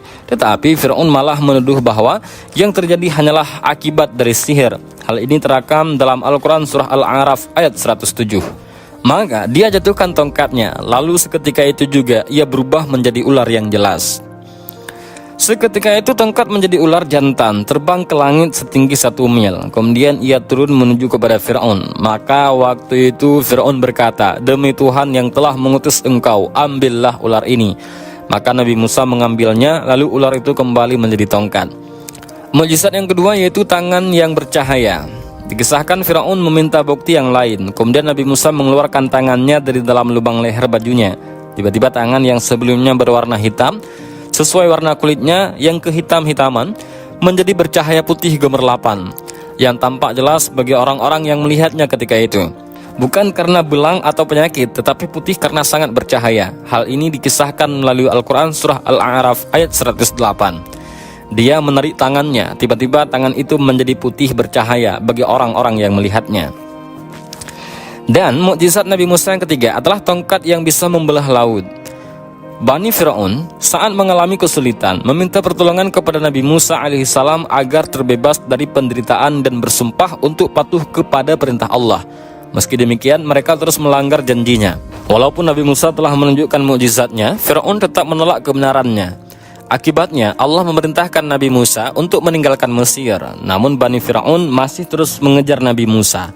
Ketika Nabi Musa menghadapi jalan buntu, Allah memerintahkan agar ia memukulkan tongkatnya ke laut, sehingga laut terbelah dan menciptakan jalur kering untuk dilalui. Setelah Bani Israel menyeberangi laut, Nabi Musa alaihissalam memukulkan tongkatnya lagi atas perintah Allah, sehingga laut kembali ke kondisi semula dan Firaun beserta pasukannya yang zalim dan berlaku sewenang-wenang tenggelam dalam laut, menjadi kuburan bagi mereka. Dan mukjizat Nabi Musa yang selanjutnya adalah diturunkannya kitab Taurat. Jadi beberapa tahun setelah Allah menyelamatkan Musa dan kaumnya dengan memungkinkan mereka menyeberangi laut, Nabi Musa melakukan munajat di Gunung Tursina. Di sana beliau menerima wahyu berupa Taurat dari Allah. Dan pada saat yang sama, Nabi Musa alaihissalam menyerahkan kepemimpinan umatnya itu kepada Nabi Harun. Mukjizat Nabi Musa selanjutnya yaitu menghidupkan orang mati. Jadi pada masa kehidupan Nabi Musa terjadi suatu kejadian pembunuhan yang mengejutkan, di mana pelakunya masih belum diketahui. Keluarga korban yang terbunuh mengadukan insiden tersebut kepada Nabi Musa. Dengan petunjuk dari Allah, Nabi Musa kemudian memerintahkan keluarga korban untuk mencari seekor sapi yang memiliki karakteristik istimewa, yaitu tidak pernah digunakan untuk membajak, bertubuh gemuk, betina, dan berwarna coklat keemasan. Sapi tersebut kemudian disembelih dan Nabi Musa mengambil bahagian dagingnya. Selanjutnya, potongan daging sapi itu dipukulkan ke tubuh mayat korban. Dengan izin Allah dan mukjizatnya Nabi Musa, mayat tersebut tiba-tiba hidup kembali dan memberikan keterangan tentang identitas pembunuhannya. Namun setelah memberikan informasi tersebut, ia kembali mengalami kematian. Sahabat Al-Faqir Fiddin yang Allah muliakan, sekarang kita lanjut ke Nabi yang ke-15, yaitu Nabi Harun alaihissalam. Nabi Harun alaihissalam adalah Nabi ke-15. Beliau merupakan sepupu Nabi Musa. Orang tua mereka kakak beradik. Harun diangkat menjadi Nabi untuk mendampingi Musa. Pengangkatan Harun menjadi Nabi atas permintaan Nabi Musa. Ketika itu Nabi Musa memohon agar diberi pendamping teman seperjuangannya. Lalu jatuhlah pilihan pada Nabi Harun. Musa dan Harun adalah dui tunggal, keduanya saling melengkapi. Musa seorang yang tegas dan pemberani, jiwa kepemimpinan sangat kuat namun kurang fasih berbicara. Karena saat masih kanak-kanak, Musa mengalami kecelakaan, yakni dia memasukkan bara api ke mulutnya. Akibatnya Musa tidak bisa berbicara dengan jelas. Namun Harun sangat fasih berbicara. Harun adalah juru bicara Nabi Musa menghadap Fir'aun ataupun umat Nabi Musa. Hal itu merupakan mukjizat Nabi Harun. Kata-katanya runut dan jelas. Kemampuannya dalam berdebat bisa diandalkan. Kelebihan ini sangat dibutuhkan dalam berdakwah, namun dia kurang berbakat dalam memimpin. Kisah Nabi Harun di antara lain 40 hari menjadi pemimpin kaum Bani Israel. Saat itu Nabi Musa harus menjalankan saum selama 30 hari karena Nabi Musa memohon agar kaum Bani Israel diberi kitab untuk petunjuk hidup. Namun Nabi Musa diharuskan menggenapkan saumnya menjadi 40 hari. Dia juga harus ke Bukit Sinai untuk menghadap Allah. Nabi Musa mengajak 70 orang menyertainya ke Bukit Sinai. Selama kepergiannya, Nabi Harun menjadi pemimpin Bani Israel. Tugas utama Nabi Harun adalah jangan sampai kaum Bani Israel terjerumus kembali ke dalam kesesatan. Sebelum pergi, Nabi Musa berjanji akan pergi selama 30 hari kepada Bani Israel. Namun dia harus menambahkan saum selama 10 hari. Kaum Bani Israel kecewa. Nabi Musa dianggap telah melentarkan mereka. Kekesalan Bani Israel dimanfaatkan orang munafik seperti Samiri. Samiri adalah ahli sihir kerajaan Firaun. Dia mengatakan Nabi Musa telah tersesat dan mengajak Bani Israel mencari Tuhan lain. Bani Israel lalu menyembah patung berbentuk anak sapi yang dibuat Samiri. Patung anak sapi ini bisa melenguh seperti sapi hidup. Kesesatan Bani Israel membuat Harun cemas. Dia harus meluruskan mereka. Namun kaum Bani Israel tetap tidak mau. Di tempat lain Nabi Musa sudah kembali. Namun dia kecewa karena Bani Israel sedang mengelilingi patung anak sapi. Nabi Musa menjambak Nabi Harun dan dia memberi teguran kepada Harun.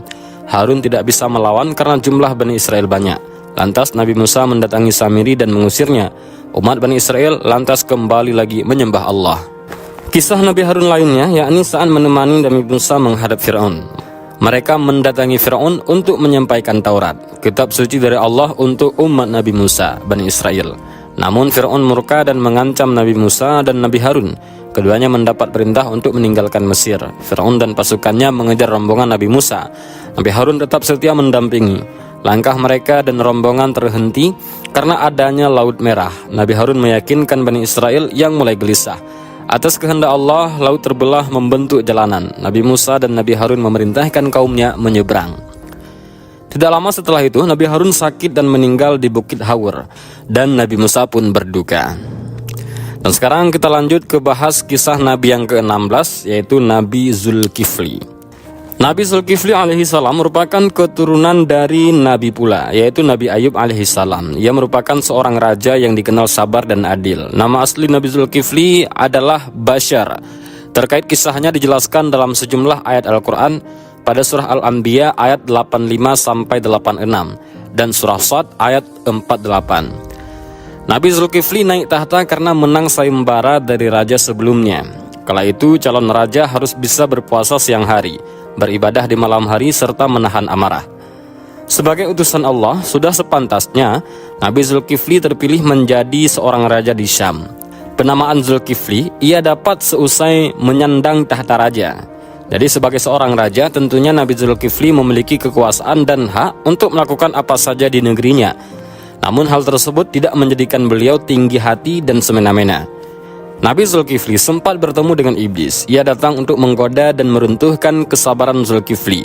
Sang iblis datang ke kerajaan dengan menyamar sebagai lelaki jelata. Saat itu, Nabi Zulkifli sedang beristirahat.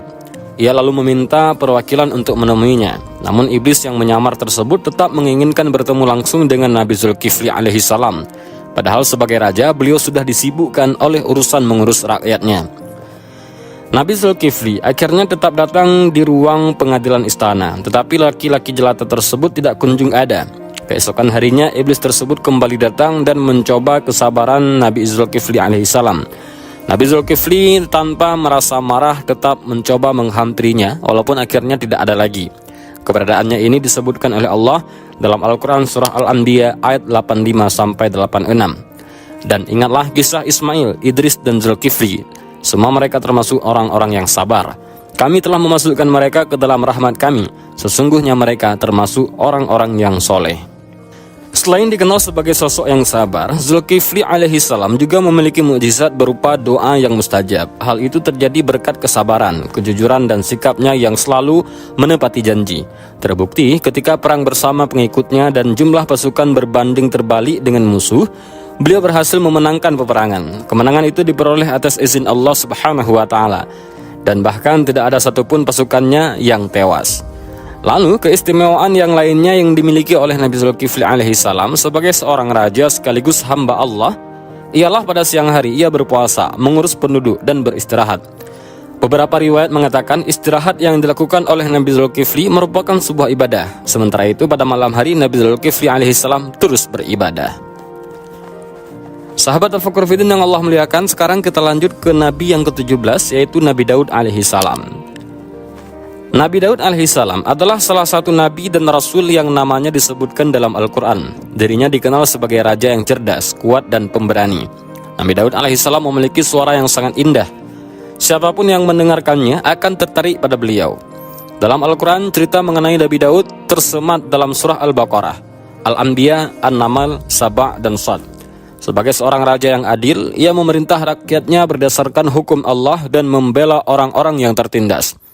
Kerajaan yang dimiliki oleh Nabi Daud alaihissalam bahkan terkenal sangat kuat dan tidak dapat dikalahkan oleh musuh. Saking kuatnya kerajaan Daud alaihissalam selalu memperoleh kemenangan. Nabi Daud alaihissalam sebetulnya bukan keturunan raja. Dirinya diangkat menggantikan Raja Talut untuk memimpin Bani Israel.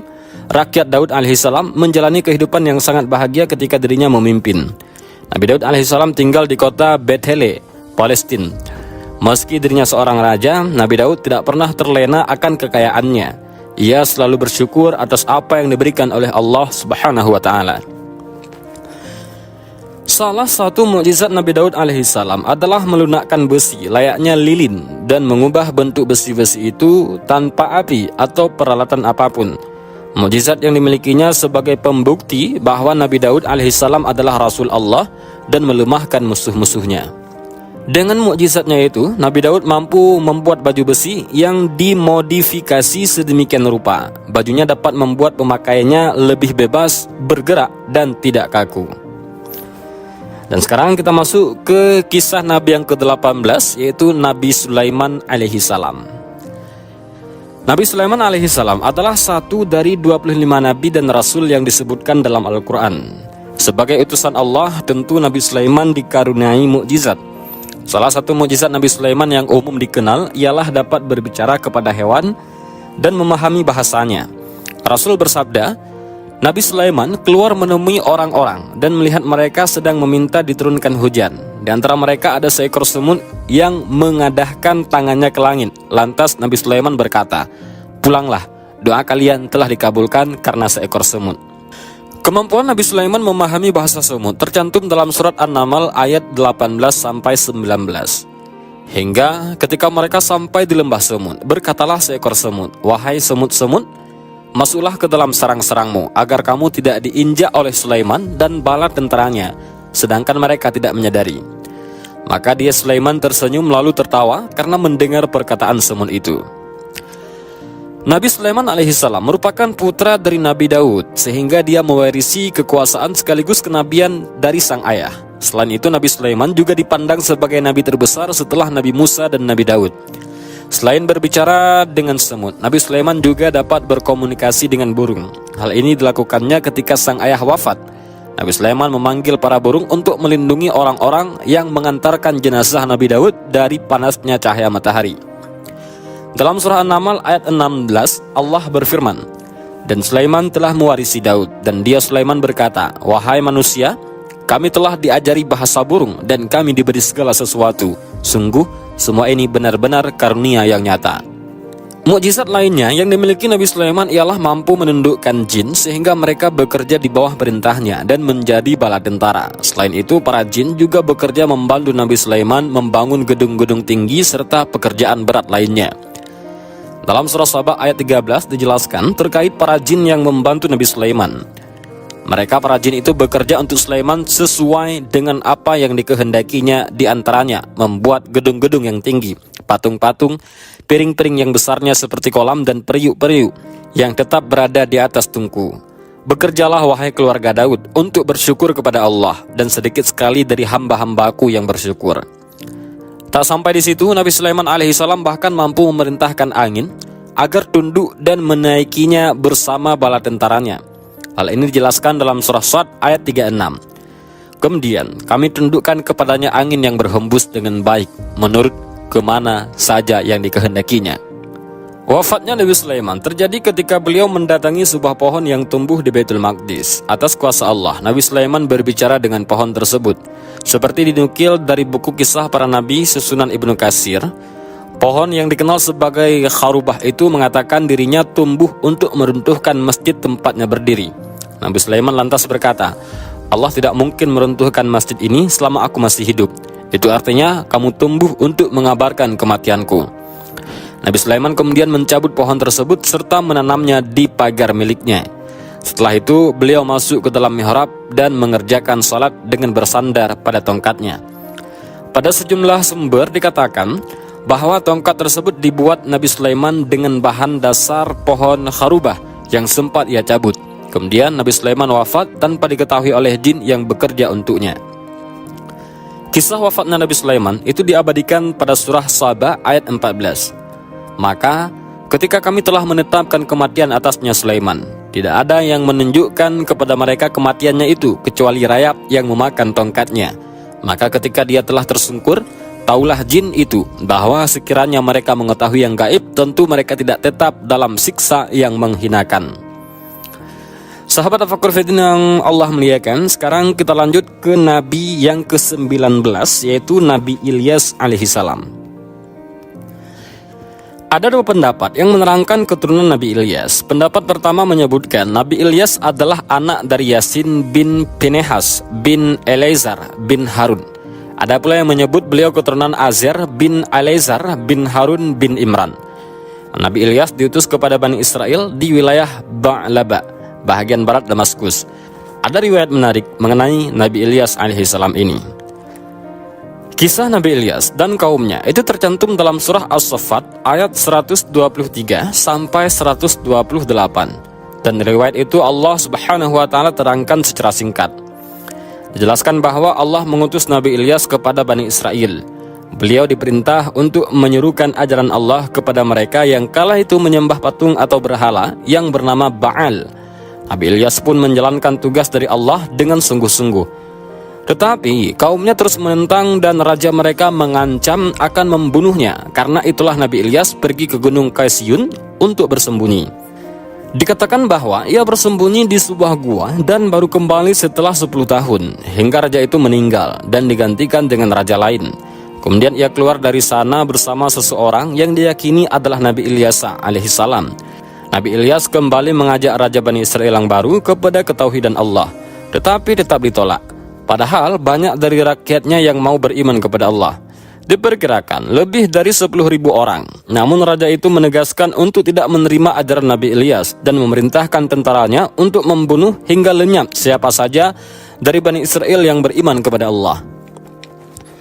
Ketika Nabi Ilyas melarikan diri dari ancaman pembunuhan raja dan kaumnya, ia menetap di sebuah gua di Gunung Qaisiyun hingga 40 hari. Selama di sana ia memakan makanan yang dibawa oleh burung gagak. Ia terus berpindah-pindah tempat persembunyian di kawasan gunung tersebut, yakni di lereng dan di sungai. Hingga suatu hari ia menemukan rumah seorang wanita Bani Israel yang dermawan. Wanita itu memiliki anak laki-laki yang dipercaya oleh sejumlah ulama sebagai Nabi Ilyas alaihissalam. Kala itu Nabi Ilyas masih sangat muda dan menderita penyakit, dan sang ibu meminta Nabi Ilyas untuk mendoakan dan membantu penyembuhan anaknya. Selama 10 tahun persembunyian, barulah Nabi Ilyas kembali kepada kaumnya untuk menyeru lagi kepada jalan Allah. Dan ia ditemani Nabi Ilyas yang merupakan sahabat sekaligus yang mendampinginya dalam menyerahkan jalan kebenaran. Sahabat Tafakkur Fiddin yang Allah muliakan, sekarang kita lanjut ke kisah Nabi yang ke-20, yaitu Nabi Ilyas. Nabi Ilyas merupakan satu dari 25 nabi dan rasul yang wajib diketahui. Ilyas alaihissalam merupakan rasul dari kalangan Bani Israel sekaligus berasal dari garis keturunan yang sama dengan Harun, Musa, dan Ilyas. Nabi Ilyas alaihissalam berdakwah usai Nabi Ilyas wafat dan berpegang teguh pada metode Nabi Ilyas ketika berdakwah. Dalam kitab Taurat disebutkan bahwa Nabi Ilyas mendapat mukjizat menghidupkan orang yang telah mati. Di Al-Quran, Nabi Ilyas dijelaskan dalam surah Al-An'am ayat 86. Dan Ismail, Al-Yasa, Yunus, dan Lut, masing-masing kami lebihkan derajatnya di atas umat di masanya. Kisah Nabi Ilyas tidak terlepas dari Nabi Ilyas, karena ketika Ilyas masih muda, beliau kerap mengikuti kemanapun Nabi Ilyas berdakwah. Nabi Ilyas sudah menganggap Ilyas sebagai putranya sendiri, hingga berbagai rintangan dirasakan oleh keduanya ketika mensiarkan ajaran Allah.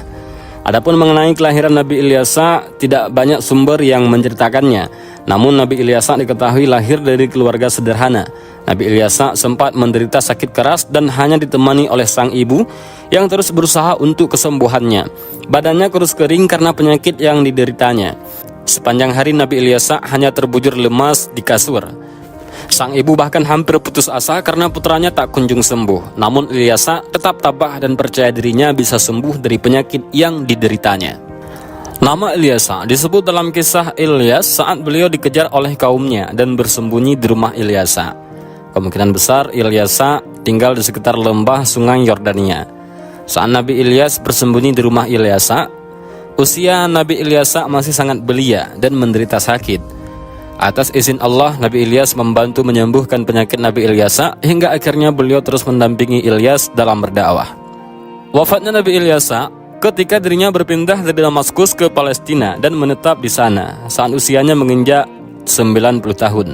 Nabi Ilyas wafat dan dikuburkan di Palestina. Nabi Ilyas membimbing kaum Bani Israel dengan baik hingga mereka hidup damai dan taat kepada Allah. Sayangnya ketika beliau wafat, kaum tersebut kembali ke kufur terhadap Allah Subhanahu wa taala. Allah kemudian mengutus nabi-nabi lainnya untuk memperingatkan mereka. Sayangnya mereka tidak mengindahkan ajakan tersebut. Kaum Bani Israel banyak melakukan perbuatan dosa dan pelanggaran. Akhirnya Allah cabut rezeki, nikmat hingga kesenangan mereka. Sahabat Al-Faqur Fiddin yang Allah muliakan, sekarang kita lanjut ke Nabi yang ke-21, yaitu Nabi Yunus alaihissalam. Kisah Nabi Yunus mungkin merupakan salah satu cerita yang paling dikenal Muslim. Bagaimana mungkin salah satu hamba Allah yang paling terkasih ditelan ikan paus. Sang Nabi bahkan merasa putus asa karena berhari-hari dalam perut ikan besar itu. Al-Quran mencatat kisah Nabi Yunus dalam surat As-Saffat ayat 139 sampai 148. Nabi Yunus akhirnya memanjatkan doa kepada Allah hingga dikeluarkan dari perut ikan atas izinnya. Nabi Yunus alaihissalam diutus oleh Allah untuk berdakwah kepada suatu kaum yang telah menyimpang dari jalan yang benar. Menurut kitab Qisasul Anbiya karya Ibnu Katsir, kaum yang berada di negeri Ninawa dekat kota Mosul, Irak. Masyarakat di kota ini menyembah patung-patung yang mereka anggap sebagai Tuhan. Nabi Yunus mengajak mereka berpikir dan memperhatikan sekitar mereka.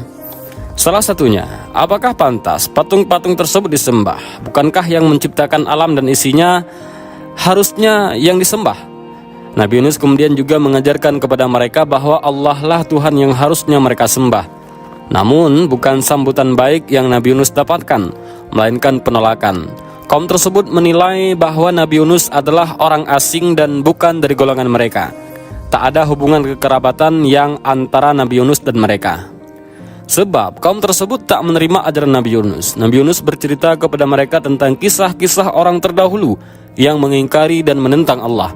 Saat ajaran Nabi dan Rasul tidak ditaati, maka turunlah azab Allah dan mereka kemudian binasa. Namun mereka tak menggubris. Nabi Yunus akhirnya berdoa kepada Allah agar kaum tersebut dihukum. Allah mendatangkan azabnya atas ketidakpatuhan mereka. Tempat tinggal mereka dibuat seolah daun yang bergoyang ditiup angin. Mereka tak mampu berdiri seperti kapal yang terombang-ambing di atas lautan. Ketika itu, teringatlah kaum tersebut dengan cerita Nabi Yunus tentang kaum-kaum yang telah dibinasakan Allah. Mereka pun baru menyadari kebenaran ajaran Nabi Yunus. Namun saat itu Nabi Yunus telah pergi meninggalkan mereka. Setelah mengalami penolakan, Nabi Yunus berkelana dan putus asa karena ajarannya tidak dihiraukan. Nabi yang merasa menyerah terus berjalan hingga bertemu kapal yang akan berlayar menyeberangi samudra. Nabi Yunus ikut dalam pelayaran tersebut bersama penumpang lain. Namun di tengah perjalanan keadaan berubah memburuk. Kapal hampir tenggelam. sehingga harus ada salah satu penumpang yang dilempar ke laut. Lalu diadakanlah pengundian untuk menentukan penumpang yang harus keluar dari kapal. Ternyata nama yang keluar adalah Nabi Yunus. Pengundian diulang 3 kali untuk memastikan penumpang yang akan dilempar ke laut. Namun nama Nabi Yunus terus keluar. Tersadarlah Nabi Yunus terhadap amarah yang diberikan Allah kepadanya. Beliau tak mengelak dan bertawakal kepada Allah, hingga akhirnya Nabi Yunus pun dilemparkan ke laut. Saat tubuhnya seakan tenggelam di samudra, seekor ikan paus yang sangat besar menelannya. Ketika berada di dalam perut ikan paus, Nabi Yunus banyak berzikir dan berdoa kepada Allah. La ilaha illa anta subhanaka inni kuntu minadh dhalimin.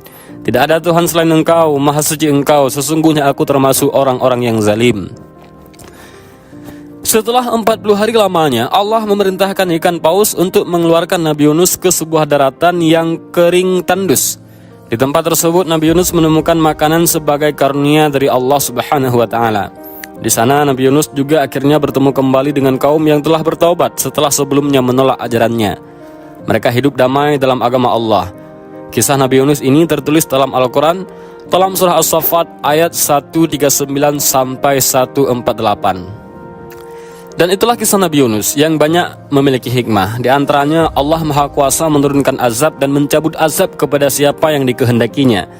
Dan selain itu Allah juga Maha Pengampun kepada hambanya yang datang bertaubat dan bertawakal.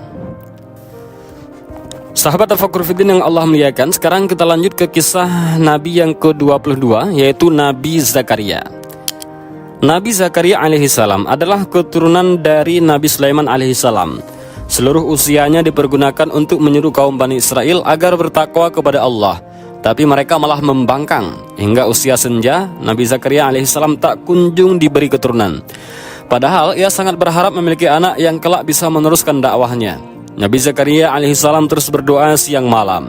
Ia tak henti-hentinya memohon kepada Allah agar dikurniai seorang anak. Nabi Zakaria berharap Allah memberinya seorang putra yang dapat meneruskan tugasnya memimpin Bani Israel. Beliau khawatir jika kelak meninggal, kaumnya akan mengubah syariat Nabi Musa dengan menambah atau mengurangi isi Taurat dengan seenak hati mereka. Dan setelah Nabi Zakaria menginjak usia 90 tahun, Allah akhirnya mengabulkan doa Nabi Zakaria dan istrinya, Hanna. Mereka diberi keturunan seorang anak laki-laki yang bernama Yahya. Padahal Nabi Zakaria sudah tua, istrinya pun sudah mandul, sehingga tidak memungkinkan untuk memiliki anak. Namun karena kasih sayang Allah kepada Nabi Zakaria, ia pun akhirnya diberi keturunan. Yahya adalah nama yang diberikan langsung oleh Allah. Sebelumnya Allah tidak pernah menciptakan seorang yang serupa dengan Yahya. Kelak anak Zakaria inilah yang akan memberikan firman Allah tentang Nabi Isa alaihissalam. Ia meneruskan perjalanan dakwah Nabi Zakaria dan menjadi seorang nabi. Sahabat Tafakkur Fiddin yang Allah muliakan, sekarang kita bahas Nabi yang ke-23, yaitu Nabi Yahya. Nabi Yahya ini berasal dari keturunan Nabi. Ayahnya adalah Zakaria. Beliau dikaruniai Nabi Yahya ketika usianya cukup tua. Kelahiran Nabi Yahya merupakan mukjizat yang diberikan oleh Allah kepada Nabi Zakaria. Selain usianya yang sudah cukup tua, Nabi Yahya dilahirkan dari rahim seorang wanita mandul. Kelahiran Nabi Yahya bertepatan dengan keadaan Bani Israel yang tengah dijajah bangsa Romawi. Waktu itu Raja Herodus menjabat sebagai wakil kekaisaran Romawi yang berkedudukan di Palestina. Masa kepemimpinannya dikenal sangat kejam dan tidak berkeprimanusiaan. Meski begitu, Nabi Yahya tumbuh sebagai anak yang soleh, taat kepada orang tua dan beriman kepada Allah. Bahkan ketika usianya masih kanak-kanak, ia sudah menunjukkan ketaatannya. Nabi Yahya juga dikenal sebagai sosok yang penyayang. Sifatnya ini tidak hanya berlaku kepada sesama manusia, bahkan makhluk hidup lainnya seperti tumbuhan dan binatang. Sebagai utusan Allah, tentu Nabi Yahya dikaruniai mukjizat sebagai tanda kenabiannya. Salah satu mukjizat Nabi Yahya ialah memiliki ilmu yang sangat luas. Beliau bahkan menjadi orang terpandai pada masanya. Sejak kecil Nabi Yahya gemar membaca. Dirinya juga mampu memutuskan perkara dan mencari jalan keluar untuk segala persoalan. Selain itu, Nabi Yahya juga memiliki mukjizat menghafal kitab Taurat sejak kecil. Allah berfirman dalam surat Maryam ayat 12-13, "Hai Yahya, ambillah Alkitab, Taurat itu dengan sungguh-sungguh, dan kami berikan kepadanya hikmah selagi ia masih kanak-kanak, dan rasa belas kasihan yang mendalam dari sisi kami, dan kesucian dari dosa, dan ia adalah seorang yang bertakwa. Lalu mukjizat lainnya yang dimiliki Nabi Yahya alaihissalam adalah dilindungi dari dosa. Sifatnya yang mulia dan penuh kasih membuatnya tumbuh menjadi manusia yang bertakwa kepada Allah Subhanahu wa taala. Karenanya ia dilindungi dari perbuatan maksiat, sampai-sampai setan tidak dapat menggodanya. Terkait mukjizatnya ini diterangkan dalam surat Maryam ayat 13. Dalam sebuah hadis juga disebutkan oleh Nabi sallallahu alaihi wasallam, tidak ada seorang pun dari anak cucu Adam melainkan pernah berbuat dosa atau berkeinginan berbuat dosa selain Yahya bin Zakaria. Saking mulianya sifat Nabi Yahya, ia dicintai dan ditakuti oleh segala makhluk termasuk binatang buas. Dikisahkan Nabi Yahya tengah berzikir di dalam gua dengan sangat khusyuk, sampai tidak sadar akan kehadiran binatang buas yang menghampirinya. Meski demikian, binatang itu pergi setelah mengetahui manusia di depannya adalah Nabi Yahya alaihi salam. Sahabat Tafakur Fiddin yang Allah muliakan, sekarang kita bahas Nabi yang ke-24, yaitu Nabi Isa alaihi salam. Nabi Isa alaihi salam adalah satu dari 25 nabi dan rasul yang wajib diketahui oleh kaum muslimin. Sebagai utusan Allah, beliau dianugerahi banyak mukjizat semasa hidupnya. Nabi Isa alaihi salam merupakan keturunan dari Nabi Daud alaihi salam. Beliau dilahirkan tanpa adanya seorang ayah. Isa alaihi salam lahir dari rahim seorang wanita bernama Maryam. Banyak orang menuduh bahwa Maryam berbuat zina karena lahirnya Nabi Isa. Atas kuasa Allah, Isa alaihi salam yang kala itu masih bayi, itu berbicara kepada orang-orang tersebut. Dan ini juga merupakan salah satu dari sejumlah mukjizat yang Allah berikan. Perkataan Nabi Isa disebutkan dalam surat Maryam ayat 30-34. Allah Subhanahu wa taala mengutus Isa untuk menerima wahyu berupa Injil dan bertanggung jawab untuk mengajarkannya kepada Bani Israel. Ketika usia Nabi Isa menginjak 30 tahun, malaikat Jibril turun di Bukit Zaitun dan memberikan wahyu kepada Isa alaihi salam. Sementara itu, kitab Injil yang diberikan kepada Nabi Isa alaihissalam isinya membenarkan ajaran-ajaran kitab-kitab sebelumnya, yaitu Taurat yang diberikan kepada Nabi Musa alaihissalam. Kemudian, mukjizat lainnya yang diperoleh Isa alaihissalam adalah menyembuhkan orang-orang yang sakit seperti kusta, lumpuh, tuli, bahkan buta. Hanya dengan disentuh olehnya, mereka dapat sembuh. Tidak hanya itu, Isa alaihissalam bahkan mampu menghidupkan orang yang meninggal dengan cara memanggil dan mengusapnya. Dirinya juga mampu mendatangkan makanan dari langit ketika para pengikutnya kelaparan di padang pasir. Karena mukjizatnya yang banyak itu, Nabi Isa alaihissalam memiliki pengikut yang senantiasa setia kepadanya. Hal ini membuat pembesar Bani Israel kehilangan kekuasaannya. Mereka lantas menghasut Raja Romawi untuk membunuh Isa alaihissalam dan pengikutnya atas tuduhan melakukan pemberontakan. Mengetahui kabar tersebut, Nabi Isa alaihissalam dan pengikutnya bersembunyi dan menjauhi kerajaan Romawi. Sayangnya, dari semua pengikutnya itu, ada salah satu yang berkhianat, yang bernama Yudas Iskariot. Alasan Yudas Iskariot berkhianat tak lain karena harta. Ia membocorkan tempat persembunyian Nabi Isa alaihissalam dan para pengikutnya. Akhirnya, pasukan Romawi menemukan Nabi Isa alaihissalam, lalu menangkapnya. Ketika Nabi Isa alaihissalam hendak dihukum salib oleh pasukan Romawi, atas izin Allah diangkatlah ia ke langit dan membuat Yudas Iskariot memiliki rupa yang persis dengan Nabi Isa. Hal ini membuat sosok Yudaslah yang disalib, bukan Isa alaihissalam. Menjelang hari kiamat, Nabi Isa alaihissalam akan kembali turun ke bumi untuk menghadapi Dajjal, sebagaimana dikatakan Allah dalam surah An-Nisa ayat 159. Tidak ada seorang pun dari ahli kitab kecuali akan beriman kepadanya Isa sebelum kematiannya, dan di hari kiamat nanti Isa itu akan menjadi saksi terhadap mereka. Sahabat Tafakur Fiddin yang Allah muliakan, sekarang kita bahas Nabi dan Rasul yang terakhir, yaitu Rasul yang sangat mulia, Nabi besar Muhammad sallallahu alaihi wasallam. Perjalanan hidup Nabi Muhammad SAW menyimpan kisah yang penuh hikmah. Beliau lahir pada bulan Rabiul Awal dan diangkat menjadi Rasul pada usia 40 tahun dan wafat pada umur 63 tahun. Para sejarawan banyak menuliskan kisah hidup Nabi Muhammad dalam kitab tarikh maupun sirah nabawiyah. Di antara penulis kitab sirah nabawiyah yang banyak menjadi rujukan umat Islam adalah Ibnu Ishaq dan Ibnu Hisham. Nabi Muhammad SAW lahir pada hari Senin, tanggal 12 Rabiul Awal tahun Gajah. Ini merupakan pendapat mayoritas yang paling diunggulkan. Menurut para sejarawan, tahun Gajah bertepatan dengan 570 atau 571 Masehi. Alasan dibalik penamaan Tahun Gajah berkaitan dengan serbuan pasukan gajah yang berada di bawah pimpinan Gubernur Jenderal Najasyi Habasyah di Yaman yang bernama Abrahah bin Syahbah. Kedatangan mereka ke kota Mekah untuk menghancurkan Ka'bah. Peristiwa ini terjadi sekitar 50 hari menjelang kelahiran Nabi Muhammad SAW. Nabi Muhammad SAW lahir dalam keadaan yatim. Ayah beliau bernama Abdullah bin Abdul Muttalib yang meninggal saat Rasulullah SAW masih berada dalam kandungan sang ibu Aminah binti Wahab. Pada masa kecilnya, Nabi Muhammad SAW mengalami kejadian yang aneh. Peristiwa ini terjadi saat Nabi Muhammad SAW tinggal bersama ibu susuannya, Halimah. Rasulullah dan anak Halimah yang bernama Abdullah kala itu sedang mengembala kambing.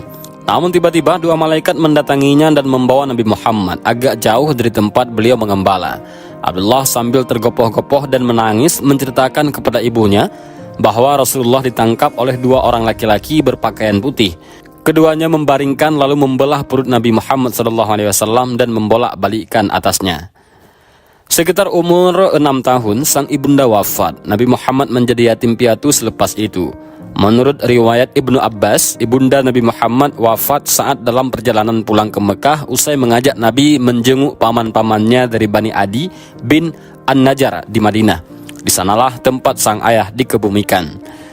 Setelah yatim piatu, Nabi Muhammad diasuh oleh sang kakek yang bernama Abdul Muttalib. Namun sekitar 2 tahun berselang, Abdul Muttalib pun wafat. Nabi Muhammad kemudian diasuh oleh paman dari jalur ayah yang bernama Abu Thalib. Bersama pamannya ini, Rasulullah banyak belajar ketekunan dan kerja keras. Beliau bahkan ikut pamannya berdagang keluar Mekah. Pada usia 25 tahun, Nabi Muhammad menikah dengan saudagar bernama Khadijah binti Khuwailid bin Asad. Khadijah radhiyallahu anha memiliki nasab mulia di tengah-tengah kaumnya. Ia adalah wanita bijak, cerdas, dan segala kehormatan Allah berikan kepadanya. Menurut Ibnu Hisham, mahar pernikahan Rasulullah saat itu berupa 20 ekor unta betina muda. Khadijah radhiyallahu an adalah istri pertama Rasulullah dan beliau tidak pernah menikah dengan wanita lain sampai Khadijah wafat. Saat berusia 40 tahun, Rasulullah melakukan uzlah di Gua Hira. Nabi Muhammad SAW memutuskan untuk uzlah atau menyendiri, rupanya sudah menjadi skenario Allah dalam mempersiapkan menjadi seorang Rasul. Dalam kesendirian dan kesunyian itu, malaikat Jibril mendatangi Nabi Muhammad untuk menyampaikan wahyu pertama. Menurut sejumlah pendapat, turunnya wahyu ini terjadi pada 17 Ramadan. Ada juga yang berpendapat lain. Wahyu yang pertama kali diturunkan kepada beliau adalah surat Al-Alaq ayat 1-5. Setelah menerima wahyu, tepatnya ayat-ayat surah Al-Mudassir, Rasulullah melakukan dakwah secara sembunyi-sembunyi di Mekah selama 3 tahun. Beliau kala itu mengajak orang-orang terdekat ataupun keluarga untuk memeluk agama Islam. Golongan pertama yang memeluk Islam antara lain adalah Khadijah binti Khuwailid, istri Rasulullah, Zaid bin Harisah bin Syarahil Al-Kalbi, mantan budak Nabi SAW, Ali bin Abi Thalib, yaitu sepupu Nabi, dan Abu Bakar As-Siddiq, yaitu sahabat Nabi Muhammad. Mereka kemudian dikenal dengan As-Sabiqunal Awwalun. Kemudian Rasulullah mendapat perintah dari Allah untuk berdakwah secara terang-terangan. Beliau memulai dakwahnya ini kepada Bani Hashim hingga dakwah di atas Bukit Safa. Kaum kafir Quraisy pada saat itu dengan keras menolak dakwahnya Rasulullah. Kaum kafir Quraisy kala itu mengejek, menghina, dan mengolok-olok Nabi SAW dengan menyebut beliau sebagai orang gila. Kaum muslim saat itu juga banyak mendapatkan serangan dari kaum kafir Quraisy. Pada akhirnya masa dakwah di Mekah, Rasulullah melakukan perjalanan spiritual bersama malaikat Jibril dari Masjidil Haram ke Masjidil Aqsa. Lalu beliau melanjutkan perjalanan dari Masjidil Aqsa ke Sidratul Muntaha dengan melewati setiap lapisan langit. Perjalanan agung ini kemudian dikenal dengan Isra Mi'raj. Kewajiban salat 5 waktu lahir dari Isra Mi'raj Nabi Muhammad SAW ini. Melihat kondisi yang semakin tidak aman, Nabi Muhammad SAW memutuskan hijrah atas perintah Allah. Hijrah pertama kaum muslimin kala itu ke Habasyah. Kemudian kaum muslimin melakukan hijrah dalam jumlah lebih besar ke Madinah. Peristiwa hijrah ke Madinah ini terjadi pada Jumat 12 Rabiul Awal 1 Hijriah atau 622 Masehi. Ada pendapat yang menyebutnya 2 Rabiul Awal. Nabi Muhammad SAW berdakwah di Madinah selama 10 tahun. Sebagai pendatang, beliau menerapkan strategi dakwah yang berbeda dengan di Mekah. Di antaranya beliau membangun masjid sebagai pusat kegiatan dakwah, melakukan perjanjian dengan kaum Yahudi di Mekah, mempersaudarakan kaum Muhajirin dan Ansar, dan membangun ekonomi rakyat dengan mendirikan pasar. Rasulullah melakukan haji pertama dan terakhir beliau yang kemudian dikenal dengan Haji Wada pada 10 Hijriah. Beliau juga menyampaikan khutbah terakhirnya pada haji tersebut. Rasulullah SAW jatuh sakit tak lama sepulang dari Haji Wada. 5 hari sebelum Rasulullah berpulang ke rahmatullah, sakit beliau bertambah parah. Suhu badannya tinggi, beliau merasakan sakit yang amat dahsyat. Pada waktu menjelang ajal tersebut, Rasulullah memberikan sejumlah wasiat kepada umat Islam. Tepat pada usia 63 tahun, Rasulullah berpulang ke rahmatullah. Menurut tarikh Khulafa karya Imam Asyuti, Nabi Muhammad SAW wafat pada tanggal 12 Rabiul Awal tahun 11 Hijriah.